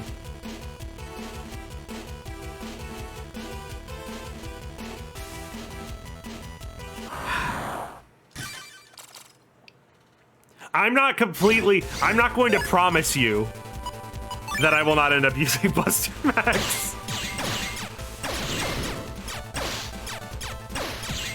but I will try my best not to. It just Duo feels like one of those bosses that you have to have like all your program advances set up and just kill him immediately. Like, it seems like the best way to beat Duo on higher levels is just not actually fight him. It seems like the best way to do it is just set up a whole bunch of combos and kill him immediately. Because you're gonna get hit by some of his random bullshit, and it does like 300-400 damage each hit. And like, remember, I'm cheating to give myself like an extra 1,000 health. Like, if I wasn't cheating with mod cards, he'd kill me in like 2 or 3 hits. Like, that's absurd. He's just such a badly designed boss fight.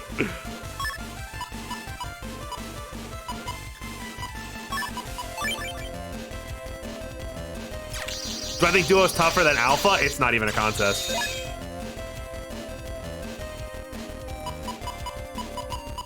Even Alpha Omega is nothing compared to Duo.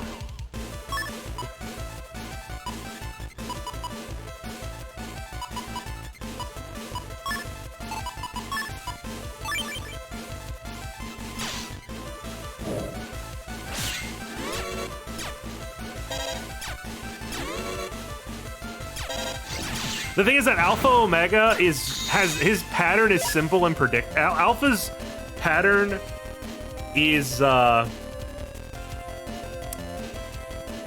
predictable and super easy to dodge once you understand it.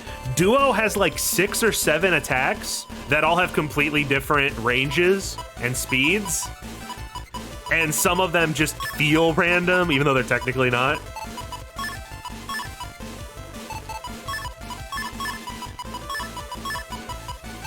Like, any of his attacks where he throws his fists at you, there are like 3 different attacks that just kind of involve him punching you with fists in different ways.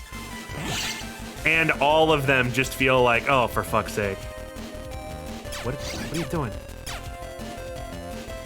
I was waiting for him to stop so I could hit him, but he just, nope, he just kept moving.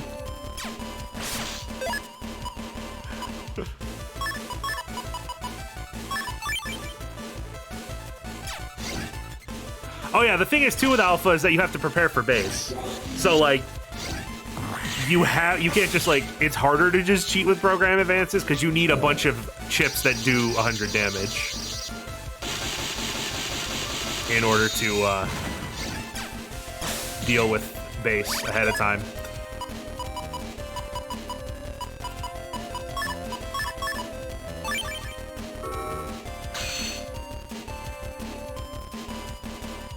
That's an annoying little thing, but...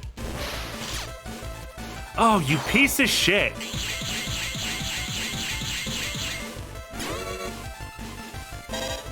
Speedy little bastard. Oh, he's using Navi chips on me.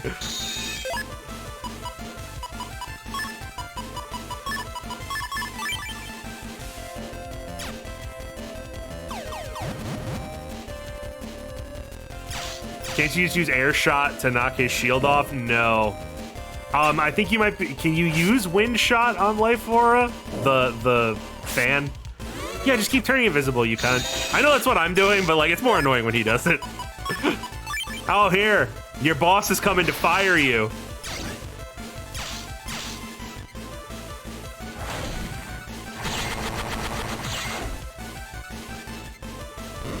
Here's your pink slip.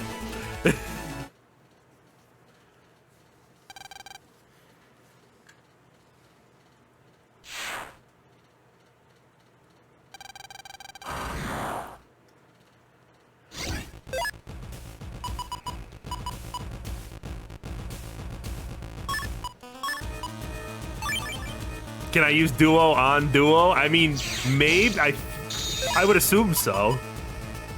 It doesn't go along the ground, so it should hopefully work.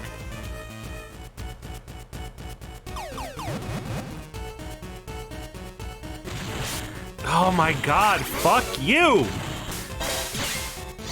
The thing, like, you want to hit him, you have to hit him right away, but if you wait, he might shoot an attack out and hit you. And then what are you gonna do, stupid? Oh god.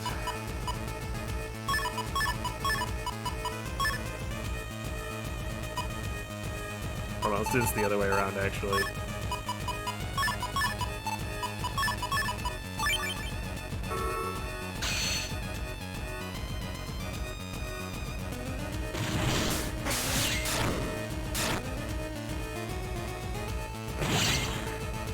See, I have to, like, preemptively do the attack. I can't just, like, do it, you know?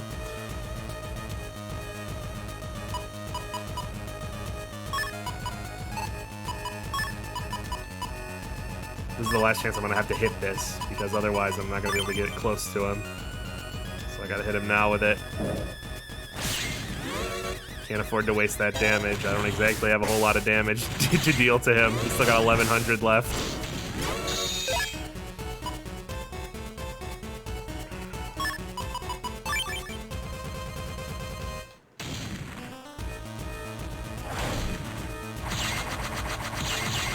Oh shit!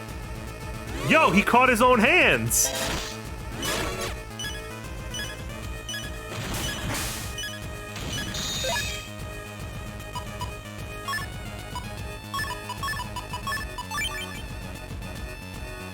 God damn!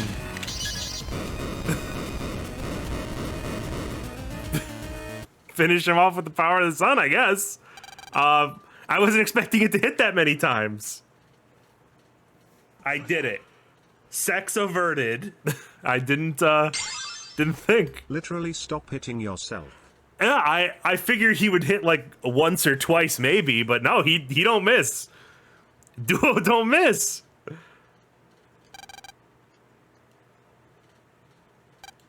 Now a whole bunch of cutscene skipping.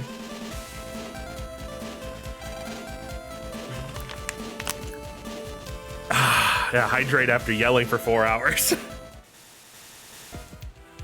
Truly, the only thing that could beat a broken bullshit boss is a broken bullshit boss. It makes sense when you think about it.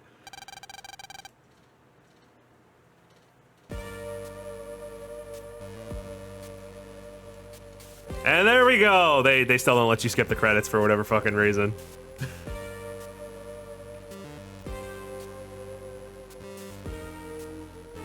By the way, you didn't need to do all this to access the post-game? Sure, but it would have been anticlimactic if I was like, hey guys, watch me do the third playthrough, and then I didn't do the final dungeon. I just left. That'd be mean. So there you go. Promise fulfilled. Sora got into Smash, I did the 3 fucking playthroughs. I did the third playthrough.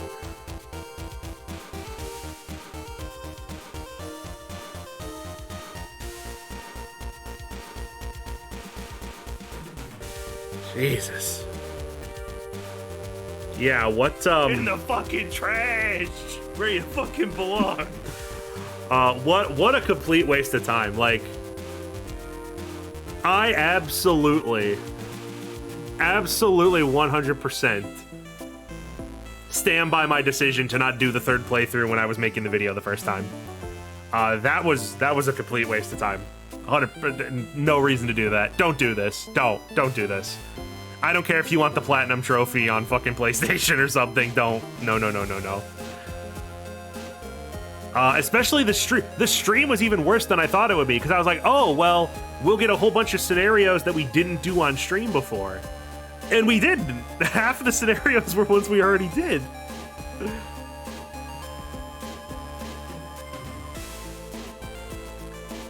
Battle number 4, Star Force 2 Fight to the Death. Oh my god.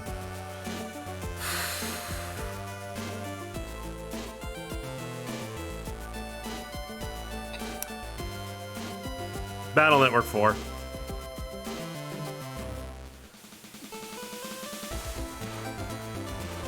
My judgment was clouded currently because I'm very pissed off.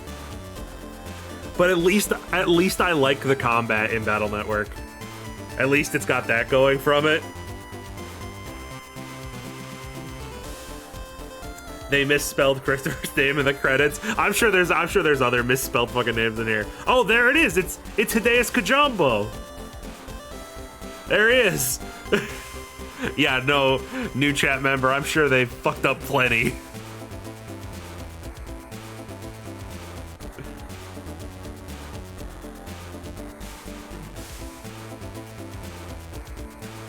Producer, everyone's favorite hack fraud character designer.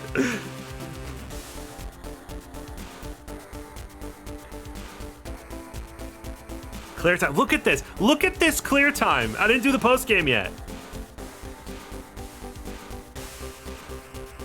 Like, I grinded up some of the chips, but like, look at that.